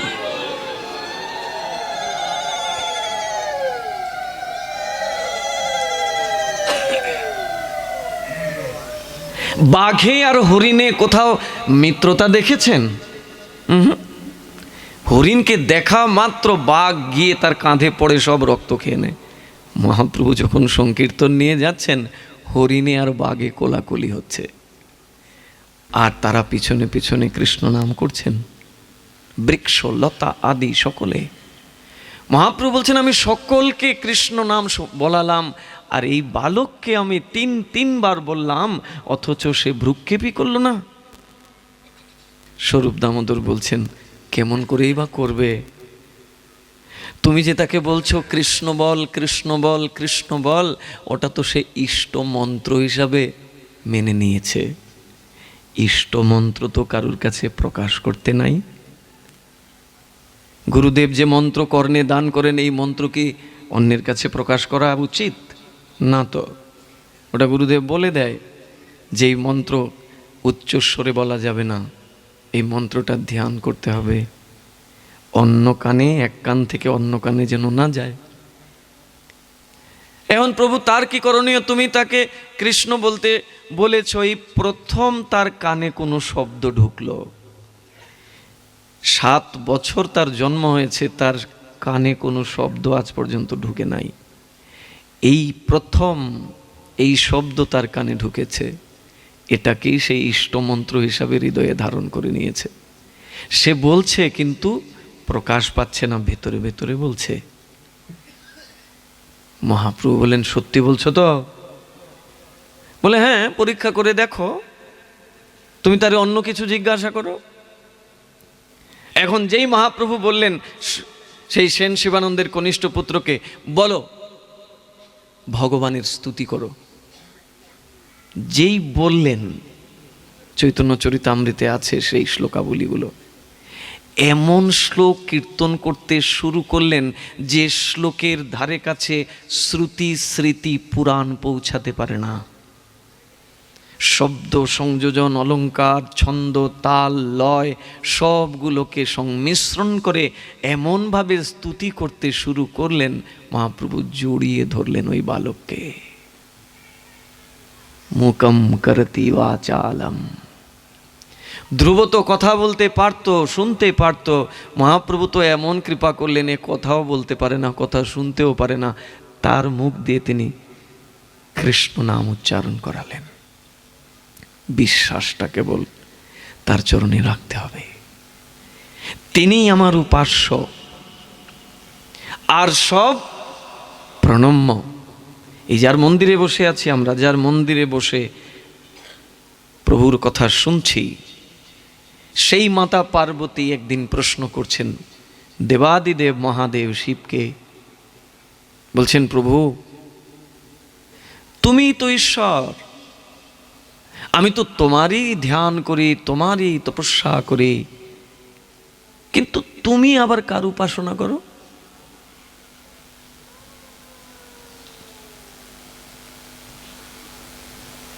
হাসছেন,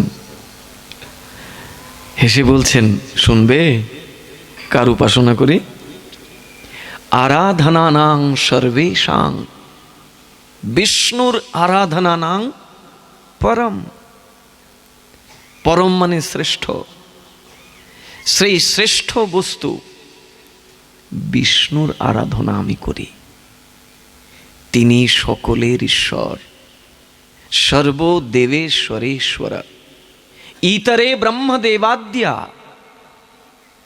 না অবজ্ঞা কদাচন। তিনি সকলের ঈশ্বর, তিনিই একমাত্র স্বতন্ত্র, আর কেউ স্বতন্ত্র নয়। আপনি শিবকে ভালোবাসেন, শিবের প্রতি আপনার শ্রদ্ধা অনেক বেশি থাকুক, কিন্তু শিবকে যদি স্বতন্ত্র ঈশ্বরের আসনে বসিয়ে দেন, সেখানে গণ্ডগোল। একেলা ঈশ্বর কৃষ্ণ, আর সবে ভৃত্য। মহাপ্রভু পরীক্ষা করছেন তার ভক্তের ভক্তির, যে কেমন তার নিষ্ঠা, কেমন তার ইষ্টনিষ্ঠা একটু দেখি। মহাপ্রভু মুরারিগুপ্তকে বলছেন, ও মুরারি, তুমি যদি একটু স্বজাতি হয়ে যেতে তাহলে কত ভালো হতো। এই দেখো না, আমার সাথে এই শ্রীবাসঙ্গনে যারা যারা রয়েছে সবাই তো কৃষ্ণ নামে বিভোর, কৃষ্ণই তাদের প্রাণ, কৃষ্ণই তাদের সব, আর তুমি রামকেই তোমার উপাস্য করেছ। একটু যদি তুমিও আমাদের দলে চলে আসতে তাহলে আমরা সবাই মিলে স্বজাতি সঙ্গ করতাম, এক কৃষ্ণের উপাসনা করতাম। মুরারিগুপ্ত তো এই কথা শুনেছে, কিন্তু শোনার পরে যখন বাড়িতে গেছে সারা রাত আর ঘুম হয় না, যে কি কথা শুনলাম। আর যিনি এই কথা বললেন ইনি স্বয়ং ভগবান নিজে। তিনি বলছেন, তুমি যদি স্বজাতি হতে তাহলে আমরা সবাই মিলে এখানে কৃষ্ণ কীর্তনে আরো বেশি আনন্দ পেতাম। মুরারিগুপ্ত সারা রাত ঘুমাচ্ছে না, কি করবে কি করবে। এক প্রকার মহাপ্রভু আদেশই বলতে হবে, আদেশই করেছেন। সারা রাত তার ঘুম হলো না। প্রভাত হয়ে যায় এমন সময় ভাবলো এই দেহই রাখবো না। যে মাথা আমি প্রভু রামের চরণে অর্পণ করেছি, যে মস্তকটা আমি রামচন্দ্রের চরণে বিক্রি করেছি, ওই মাথাটাকে আবার উঠিয়ে অন্য জায়গায় দেব কি করে? এটা তো বেবিচারিণী হবে। পতিব্রতা স্ত্রী এক পতিকেই পূজা করেন, দুজনকে না। যদি সেটা ল্যাংড়া হয়, খোড়া হয়, লোলা হয়, ভাবতে হবে যে এটাই আমার কর্মে ছিল। এখন তিনি কি করলেন জানেন? অস্ত্রেতে ভালো করে শান দিলেন যে এটা দিয়ে গলা কেটে দেবেন, নিজে নিজেকে মেরে ফেলবেন। এই দেহ নিয়ে আর মহাপ্রভুর কাছে যাবেন না। অন্তর্যামী মহাপ্রভু ঠিক চলে আসলেন, এসে বাইরে থেকে ডাকছেন, মুরারি মুরারি মুরারি, দরজা খোলো। মুরারি দরজা খুলতেই মহাপ্রভু জড়িয়ে ধরে বলছেন, আমি তো তোমার ইষ্টনিষ্ঠার পরীক্ষা নিচ্ছিলাম, কেমন ইষ্টতে তোমার নিষ্ঠা। আমি আর রাম ভিন্ন নহে, কৃষ্ণ আর রাম ভিন্ন নহে। দেখো এবার আমাকে। এবার তাকিয়ে দেখছে সেই মহাপ্রভুর শরীরেই স্বয়ং রামচন্দ্র এসে প্রকট হয়েছেন। মুরারিগুপ্ত তার উপাস্য, তার ইষ্টকে দেখছে মহাপ্রভুতেই। ইষ্ট নিষ্ঠাটা এমন হওয়া উচিত, কিন্তু আমাদের ইষ্ট নিষ্ঠাতে দুর্বলতা রয়েছে অনেক। আমরা বলি না বিপদ থেকে একটু রক্ষা পাবো, এই জন্য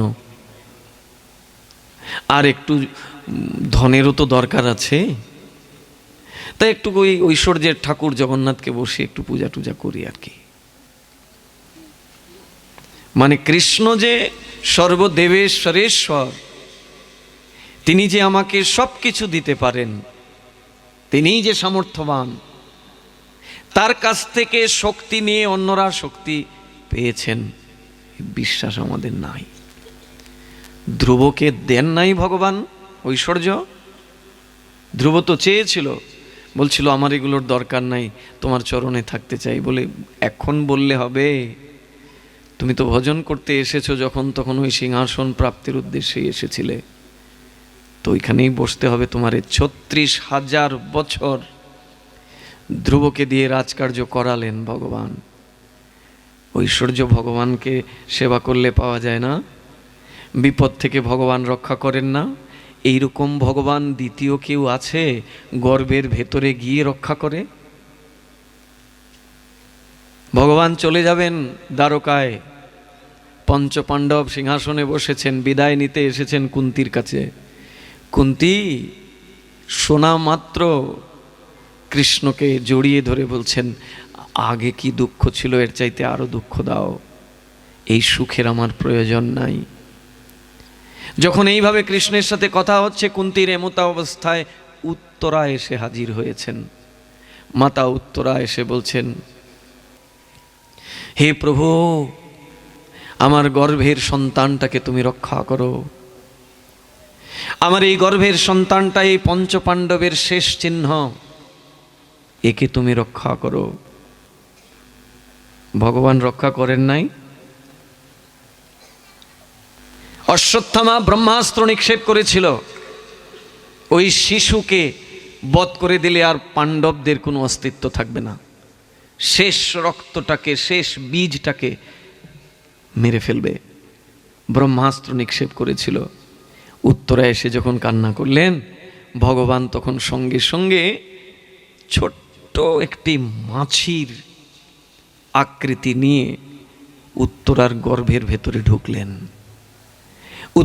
উত্তরার গর্ভের ভেতরে ঢুকে গদা দিয়ে ওই অশ্বত্থামার প্রেরিত সেই ব্রহ্মাস্ত্রের সাথে যুদ্ধ করলেন।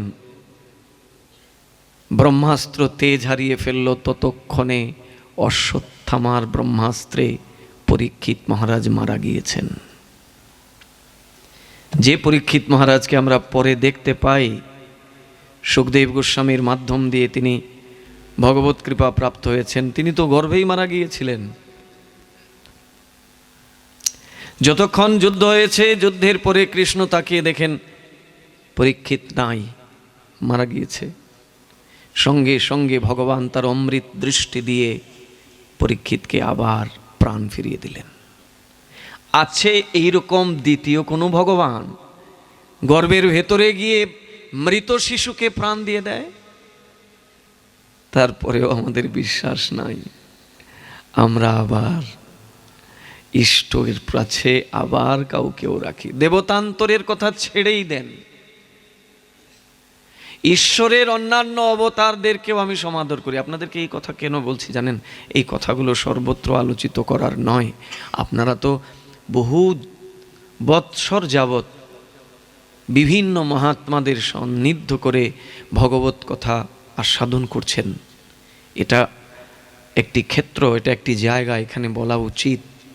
এই কথা সর্বত্র বলার বিষয় নয়। আপনারা যেহেতু কৃষ্ণকেই জীবনের সার রূপে জেনেছেন, তাই তো দৌড়ে ছুটে চলে আসেন দূর দূরান্ত থেকে পাঠ শুনবার জন্যে, কৃষ্ণ কথা শুনবার জন্যে। সেই কৃষ্ণের প্রতি যেন দৃঢ়ত্ব আসে। রাখবি মারবি যে ইচ্ছা তোহারা, তুমি আমাকে রক্ষা করবে যদি তোমার কৃপা হয়, আর যদি তোমার কৃপা থেকে বঞ্চিত হই তাহলে নৃসিংহদেব হোক আর জগন্নাথ দেব হোক, কেউ আমাকে রক্ষা করতে পারবে না। উপাস্য কখনো বহু বচন হতে পারে না, উপাস্য কখনো দ্বিবচন হতে পারে না। আপনারা বলবেন তাইলে কি নৃসিংহদেবের চরণে পুষ্পাঞ্জলি দেওয়া উচিত নয়? কেন দেবেন না? নৃসিংহদেবের চরণে দেবেন, আপনি মায়ের চরণেই বা কেন দেবেন না? যদি আপনার মায়ের প্রতি সেই শ্রদ্ধা আছে দিন, কিন্তু দেওয়ার বিধানও তো আছে। ওই মাকে যদি স্বতন্ত্র ঈশ্বর রূপে আপনি পূজা করেন তাহলে সেটা শাস্ত্র বিরুদ্ধ মত হবে। ওই মাও অভিলাষ করে ভগবানের প্রসাদ পাওয়ার জন্যে। ওই মা অনন্ত কোটি ব্রহ্মাণ্ডের সকলেই লালায়িত থাকে ভগবানের প্রসাদ পাওয়ার জন্যে। বৈষ্ণবরা কি শিবের পূজা টুজা করে না নাকি? কি মনে করেন? গিয়ে দেখবেন তো বৈষ্ণবদের মন্দিরে ওই ক্ষেত্রপাল রূপে শিবকেই বসিয়ে রেখেছে। যান 4টি ধামে, বৃন্দাবনে, মায়াপুরে, পুরুষোত্তম ধামে, নাই সেখানে শিব পাহারাদার হিসাবে আছেন। ধামকে রক্ষা করার শক্তি সঞ্চার করে দিয়েছেন স্বয়ং ধামেশ্বর শিবকে।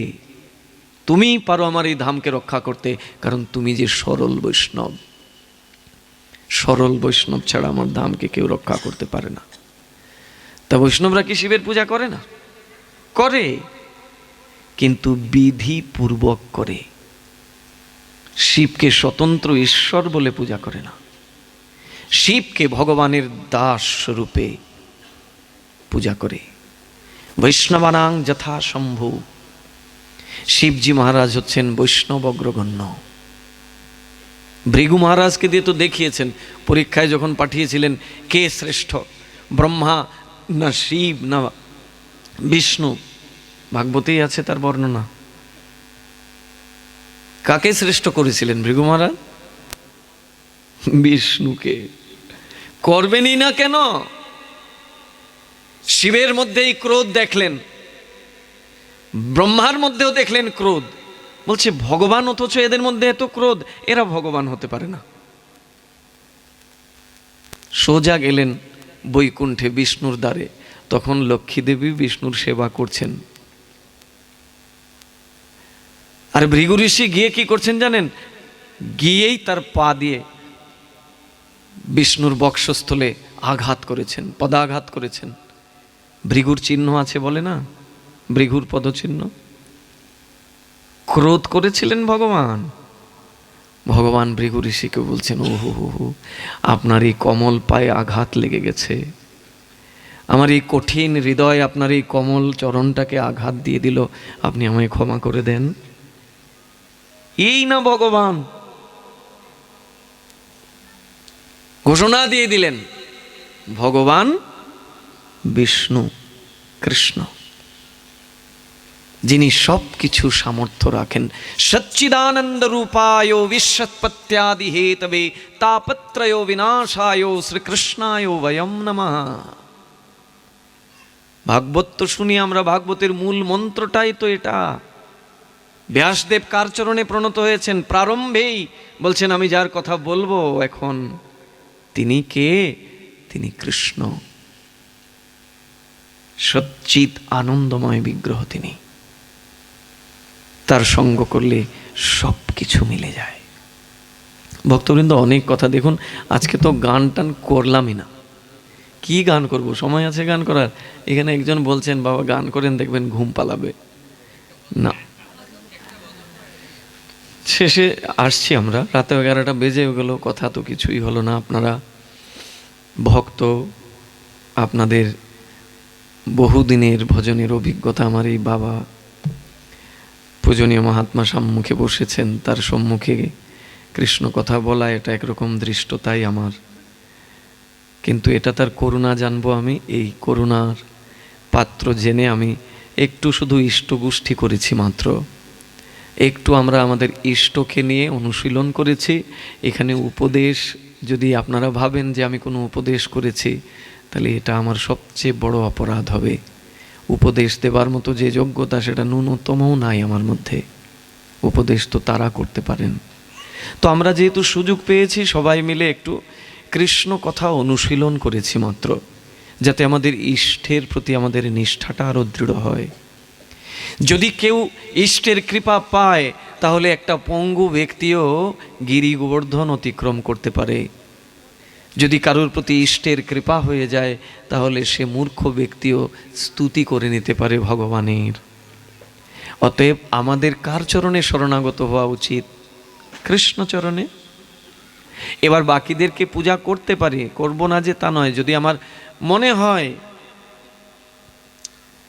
যে এতদিন পূজা করেছি, এখন করব না, করুন।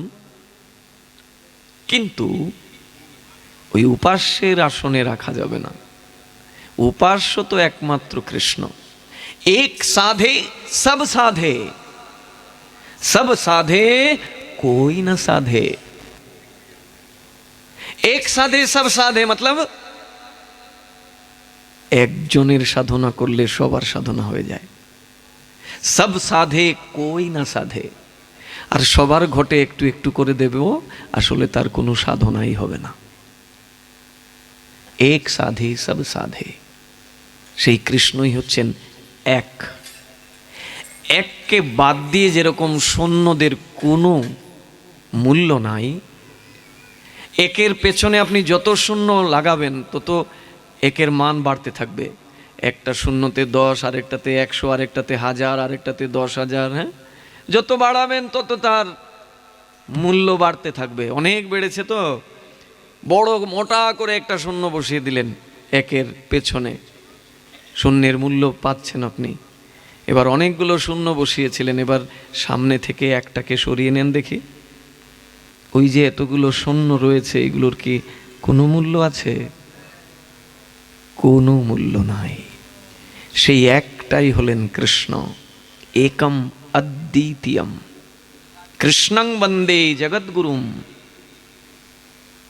সেই কৃষ্ণেরই আরাধনা মহাপ্রভু আমাদেরকে বলছেন করবার জন্যে। মহাপ্রভুর মতের বাইরে আর কারুর মতকে প্রাধান্য দেয়া যায় না।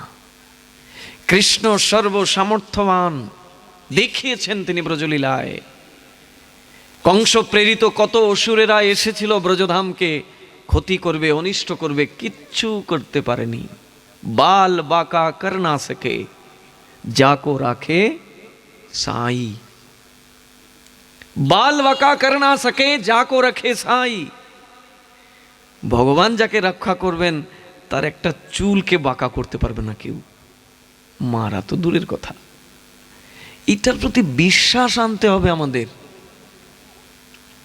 ভগবানের কথা শুনেও যদি ভগবানের প্রতি ওই দৃঢ়ত্ব না আসে, ওই বিশ্বাস তৈরি না হয়, তাহলে এটা আমাদের দুর্দৈব।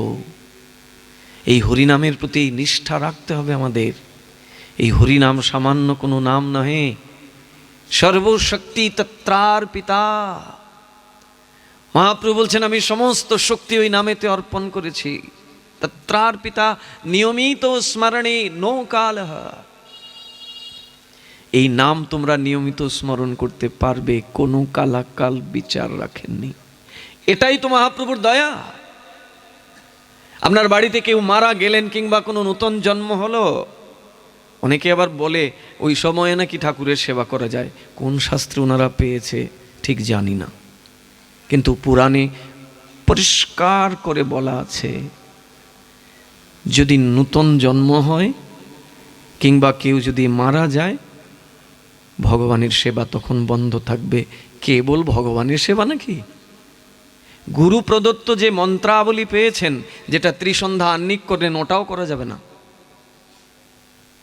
কেবল হরিনাম করবেন, কারণ হরিনামে নিয়মিত স্মরণে নো কালহ, কোনো কালাকাল বিচার রাখেননি মহাপ্রভু। অপবিত্র পবিত্র যে কোনো অবস্থায় করতে পারবে। কিন্তু অন্যান্য যে মন্ত্র আদি রয়েছে, এগুলার মধ্যে শৌচ ও শৌচের বিচার রয়েছে। এবার কেউ যদি বিশ্বাস না করে, কেউ যদি পালন করতে না চায়, এটা তার ব্যক্তিগত মত। পুরাণ কখনো এটা বলে নাই। এটাতে আপনাকে মেনে চলতে হবে। নূতন যদি জন্ম হয় তাহলে আমরা 21 দিন জাতক রূপে মানি। এই 21 দিন আমরা ভগবানের সেবা আদি করি না। মঠ মন্দিরের কথা আলাদা, যারা সংসারে রয়েছেন তাদের কথা বলা হচ্ছে। তারা কোনোভাবেই ওই সময় ভগবানের সেবা করতে পারবেন না। যদি বাইরের কেউ এসে সেবা করে দেয় উত্তম, কিন্তু নিজের গোষ্ঠী জ্ঞাতির মধ্যে কেউ করতে পারবে না। বলবেন আমি তো প্রসাদ পাই, তাহলে ভগবানকে যদি সেবা না দেয় তাহলে প্রসাদ পাবো কি করে? রান্না করবেন, করে তাতে তুলসী দিয়ে যদি পারেন মনে মনে ভগবানকে নিবেদন করে তারপরে গ্রহণ করবেন। তুলসী প্রদত্ত বস্তু সঙ্গে সঙ্গে ভগবান গ্রহণ করেন। ওই মন্ত্রতন্ত্রের ধার ধারে না মহাপ্রভু। ভাবগ্রাহী জনার্দন, তাকে খাওয়াতে গেলে মন্ত্রতন্ত্র জানতে হবে এমন না, ভাবটাকেই গ্রহণ করেন। কত কথা ভক্তবৃন্দ, আমরা এগুলোকে মেনে চলি না বলেই তো আমাদের এই সব সমস্যা। মায়েদের যে সমস্যাগুলো আছে, ইচ্ছার বিরুদ্ধে হলেও তাদের এই অপবিত্রটাকে স্বীকার করে নিতে হয়। শাস্ত্রে বলছে ওই সময় ওই মা সম্পূর্ণভাবে একা থাকবে। ওই সময় তার হাতের জল পর্যন্ত কেউ গ্রহণ করবে না। কেন না, ওই 3 দিন ওই 5 দিন তার শরীরে ইন্দ্রের ব্রহ্মহত্যার পাপ এসে প্রবেশ করে। ওই যে তার অপবিত্রটা হয়, রক্তক্ষরণটা হয়, এটা ওই ইন্দ্রের যে ব্রহ্মহত্যার পাপ। 4 জন নিয়েছিলেন ইন্দ্রের ব্রহ্মহত্যার পাপ। বৃক্ষ, ভূমি, জল আর এই মায়েরা, এই ব্রহ্মহত্যার পাপ তাদেরকে প্রতি মাসে কষ্ট দেয়। বলছেন ওই সময় ভগবানের সেবা তিনি করবেন না, গুরুদেবের মন্ত্র আদি আন্নিক করবেন না, কেবল হরিনাম করতে পারবেন। তার প্রদত্ত কোনো বস্তু কেউ গ্রহণ করতে পারবে না। বলে কি করে সম্ভব? হ্যাঁ, কে রান্না করে দেবে? বাবা তুমি করছো না কেন? বলছো কৃষ্ণের সংসার, তা সব সময় তোমার ওই ধর্মপত্নী রান্না করে ঠাকুরকে দেয়, তুমি 3 দিন 5 দিন দিয়ে তোমার স্ত্রীকে সেবা করতে পারো না? যদি তারে কেবল ভোগের পাত্র না জেনে তারে সাধু হিসাবে দেখো, যে সে আমার কৃষ্ণ সেবার সহায়িকা, সে প্রতিদিন আমাকে সহায়তা করে, এই দিনগুলো আমি তাকে সহায়তা করব। বলার তো অনেক কথা। ভাগবতে এমন কোনো বিষয় নাই যেটার মীমাংসা দেওয়া হয়নি, সব আছে। কিন্তু যদি কেউ এটাকে উপেক্ষা করে, না মানে, সেটা তার ব্যক্তিগত অভিমত। অনেকে বলে কেন আমি যেদিন দীক্ষা নিয়েছি ওই দিন তো আমি অচ্যুত গোত্র হয়ে গেছি, আমি এখন অচ্যুত। আচ্ছা নিজেকে জিজ্ঞাসা করেন তো, অচ্যুত হয়েছেন? অচ্যুত মানে সে সংসারের সব কিছু থেকে চ্যুত। না তার স্ত্রীর প্রতি আসক্তি, না তার সন্তানের প্রতি আসক্তি, না তার মায়ের প্রতি আসক্তি, না তার বাবার প্রতি আসক্তি, এখনও তার দেহের প্রতি আসক্তি রয়েছে। অচ্যুত হতে পেরেছি আমি? ওই পর্যায়ে যখন যাবেন তখন বলবেন। এই জন্য অনেক কথা ভক্তবৃন্দ। তবে আমাদের সৌভাগ্য, আমরা এই কলিযুগে এমন একজন ভগবানকে পেয়েছি, তিনি এমন এক মন্ত্র এনে দিয়েছেন যেটা শৌচ অশৌচ সর্ব অবস্থায় করা যায়।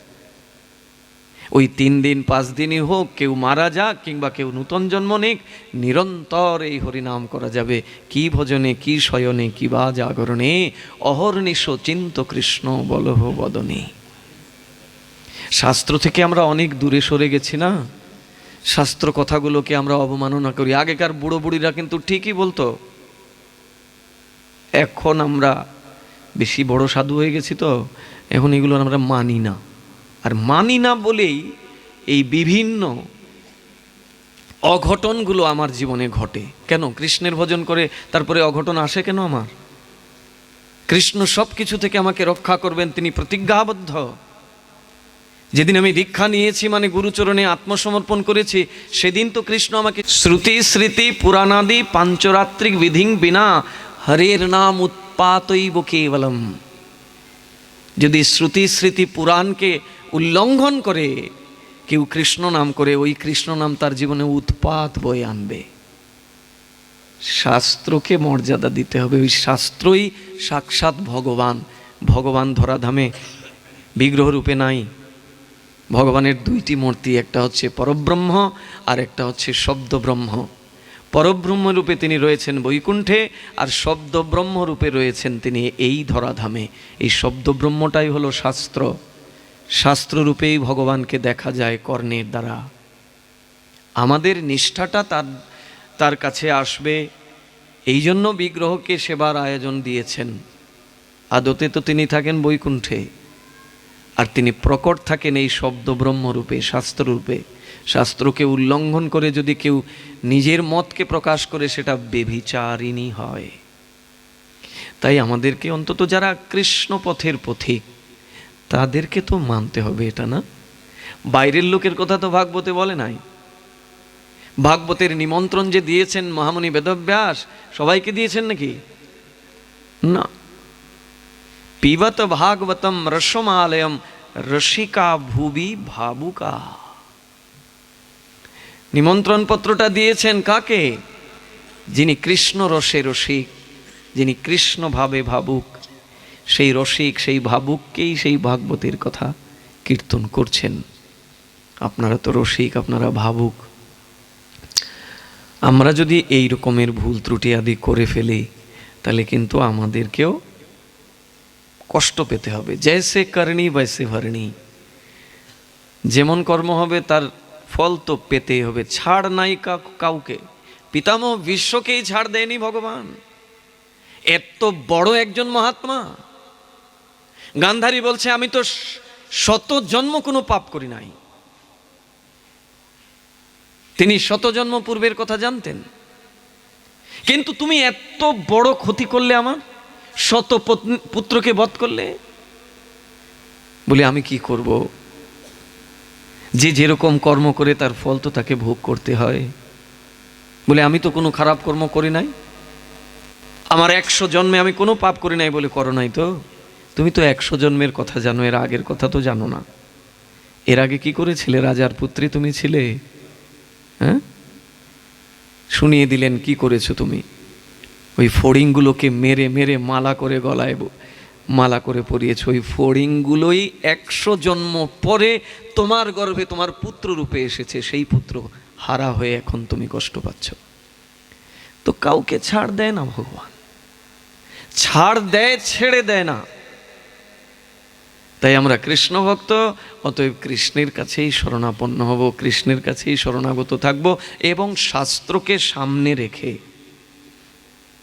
কেউ শাস্ত্র কথা বলতে এসে নিজের মন গড়া কথা বলে দেবেন আর সেটা মেনে নেব, এটা হতে পারে না। এটা বিরুদ্ধাচরণ।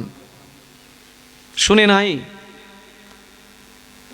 বলি মহারাজ তার গুরুদেবের কথা শুনে নাই। বলছে তুমি গুরু, তুমি আমাকে কেটে টুকরো টুকরো করে জলে ভাসিয়ে দাও, কোনো প্রতিবাদ করব না, কিন্তু তোমার অধর্মকে আমি মানতে পারবো না।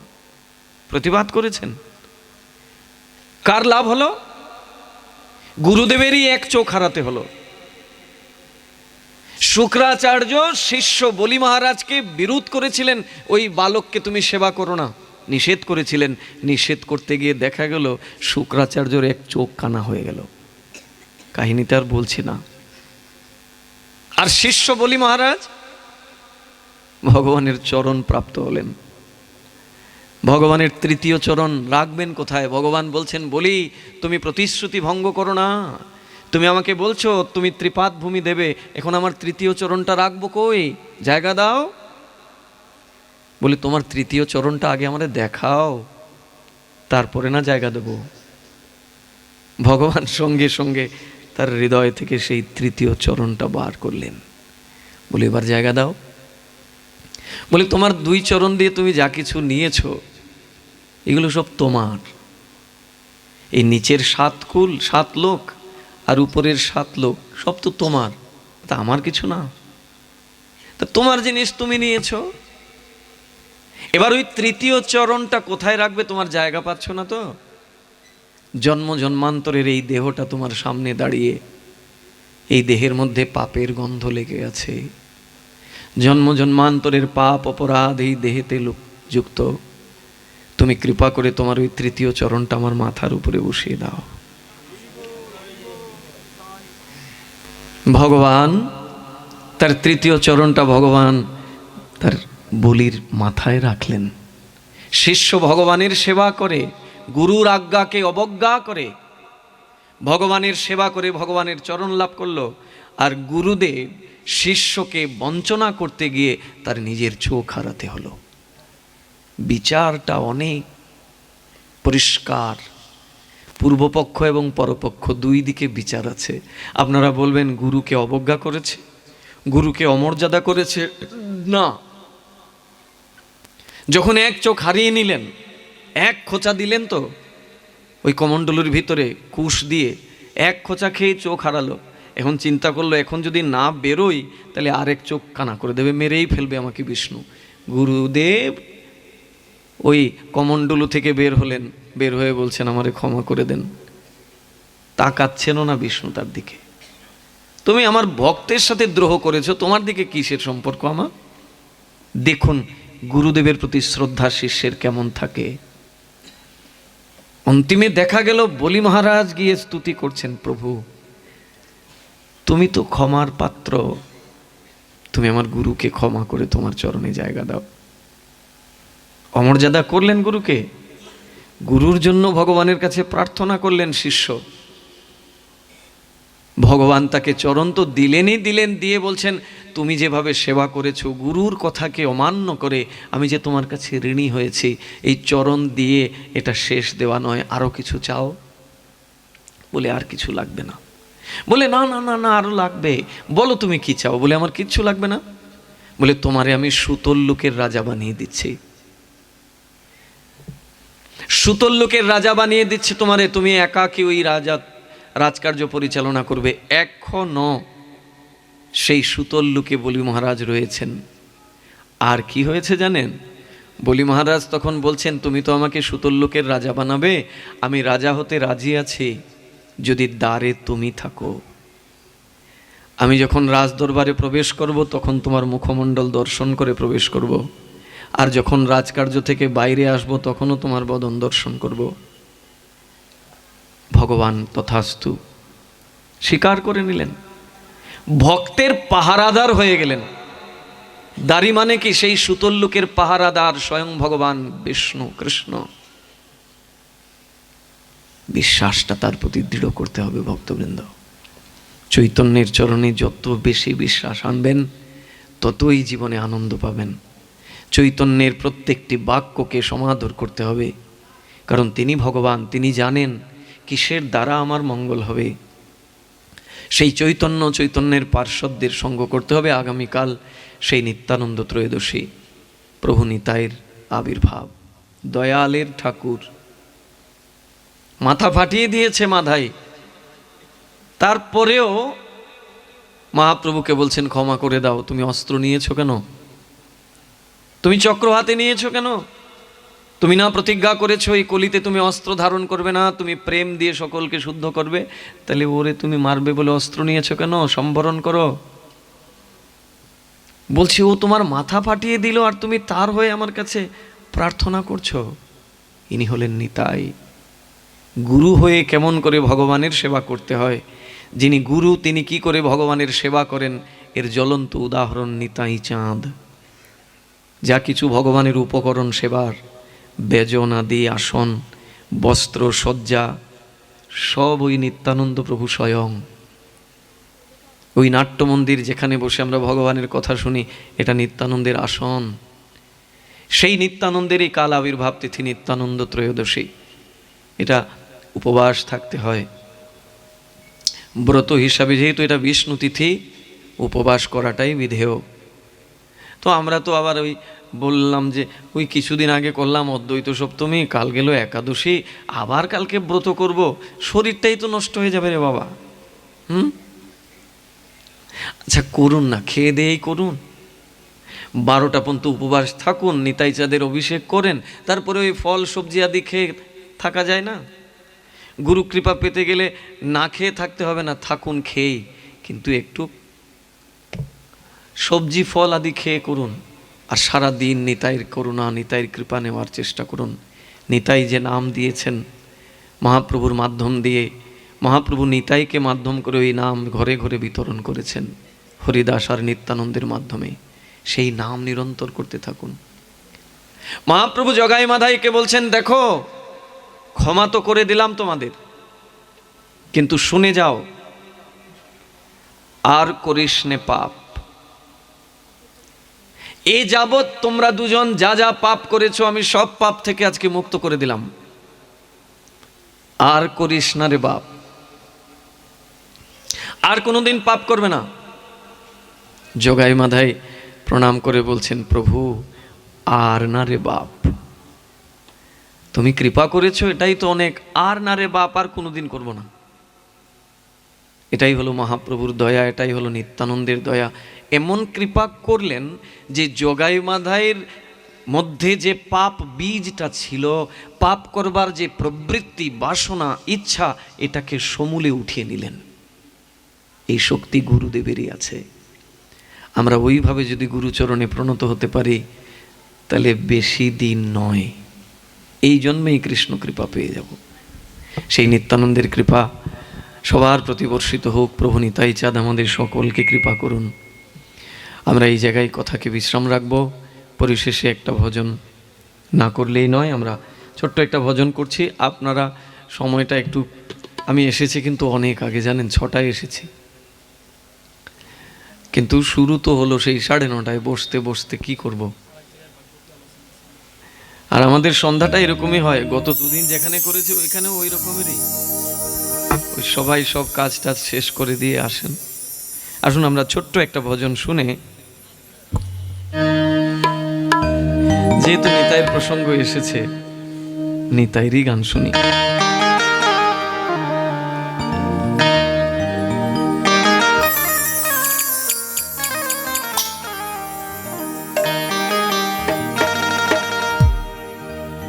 ধন মোর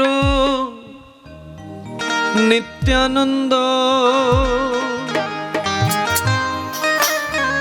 পতি মোর গৌরচন্দ্র। সব ভজনের কথা বলে দিয়েছেন এই কীর্তনে, মনোযোগ দিয়ে শুনতে হবে। প্রাণ মোর যুগল কিশোর,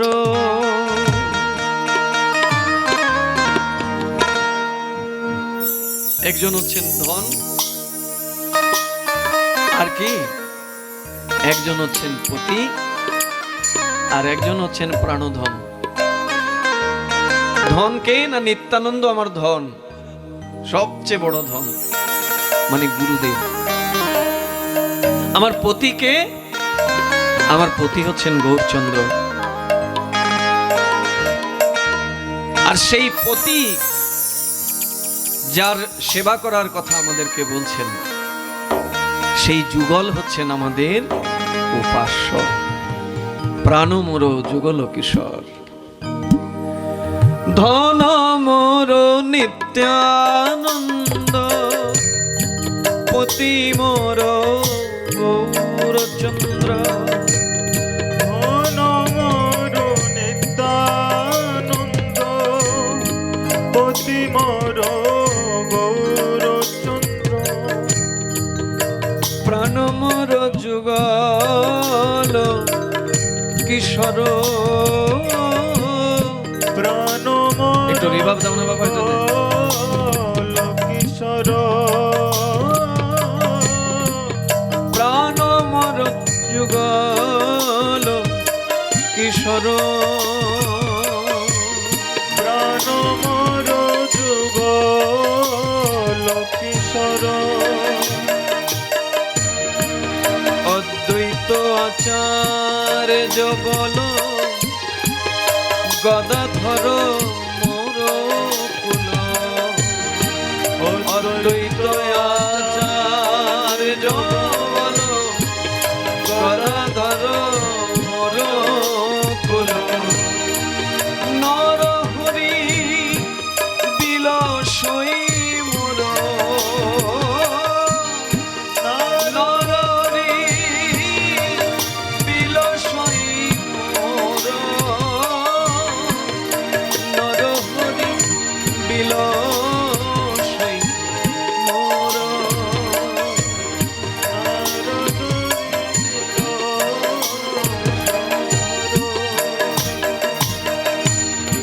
নরহরি বিলসই মোর,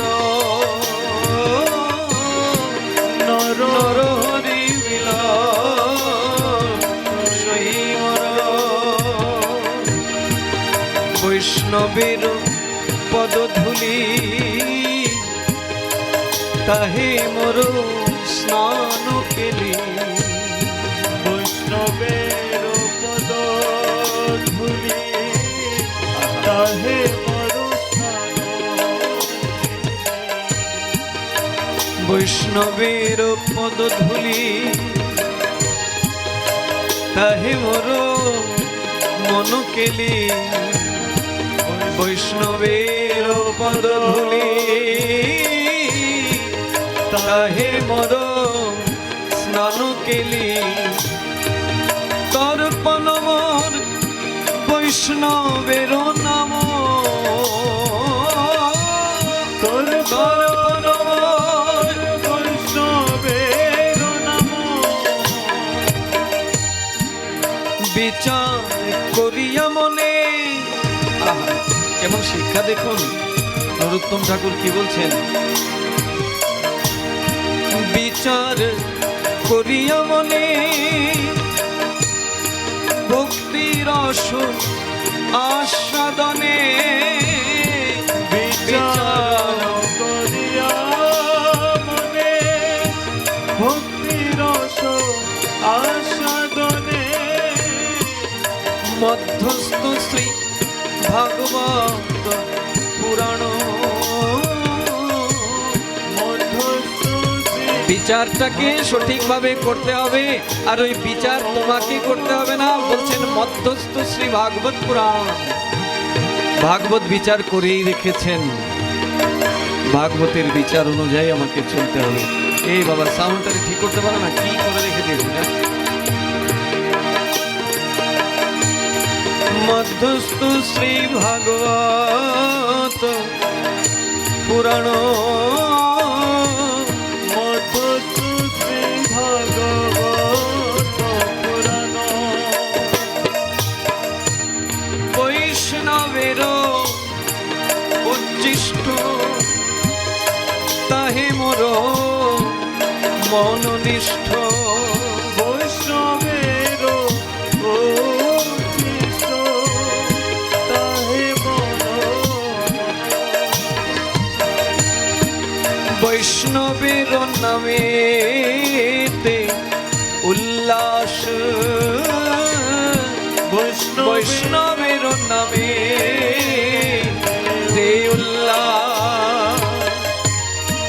বৃন্দাবনে চৌতারা তাই মোর মন ঘেরা।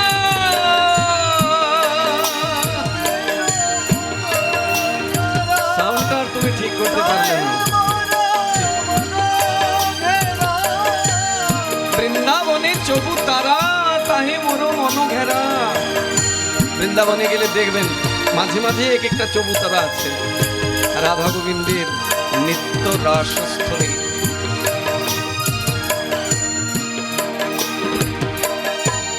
বৃন্দাবনে চবুতারা তাহে মোর মন ঘেরা। দ্বয়ে দিন নরোত্তম দাস, দ্বয়ে দিন নরোত্তম দাস, দ্বয়ে দিন নরোত্তম দাস। শ্রীকৃষ্ণ চৈতন্য প্রভু নিত্যানন্দ, শ্রী অদ্বৈত গদাধর শিবাসাদি গৌরে ভক্তবৃন্দ। শ্রীকৃষ্ণ চৈতন্য হরি বল।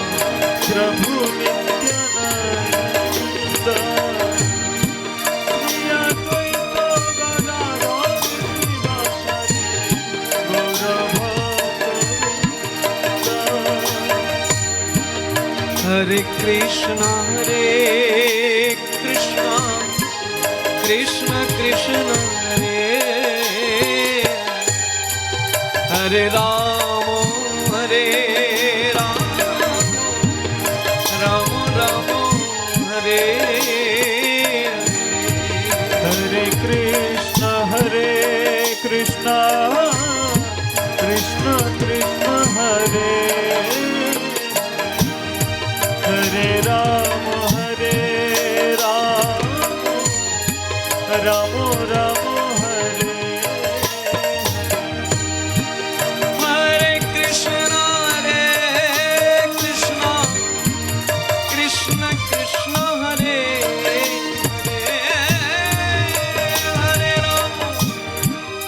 हरे राम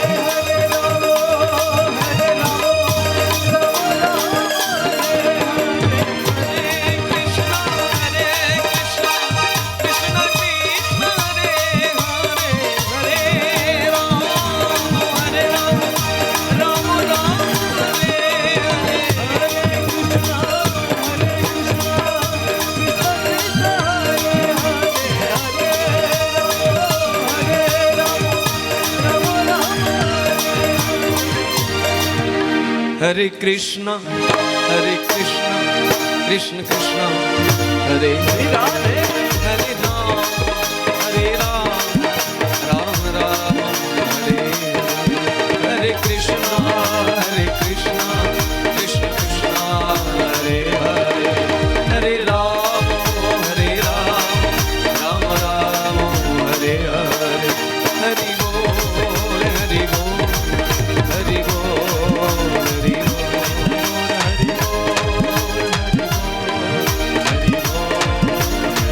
निताई गौर हरि बोल हरि बोल हरि बोल निताई गौर हरि बोल हरि बोल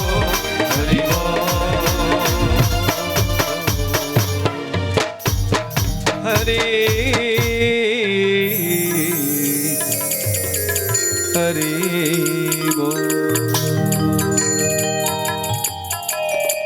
कलियुग पावन अवतार परमेश्वर श्री कृष्ण चैतन्य महा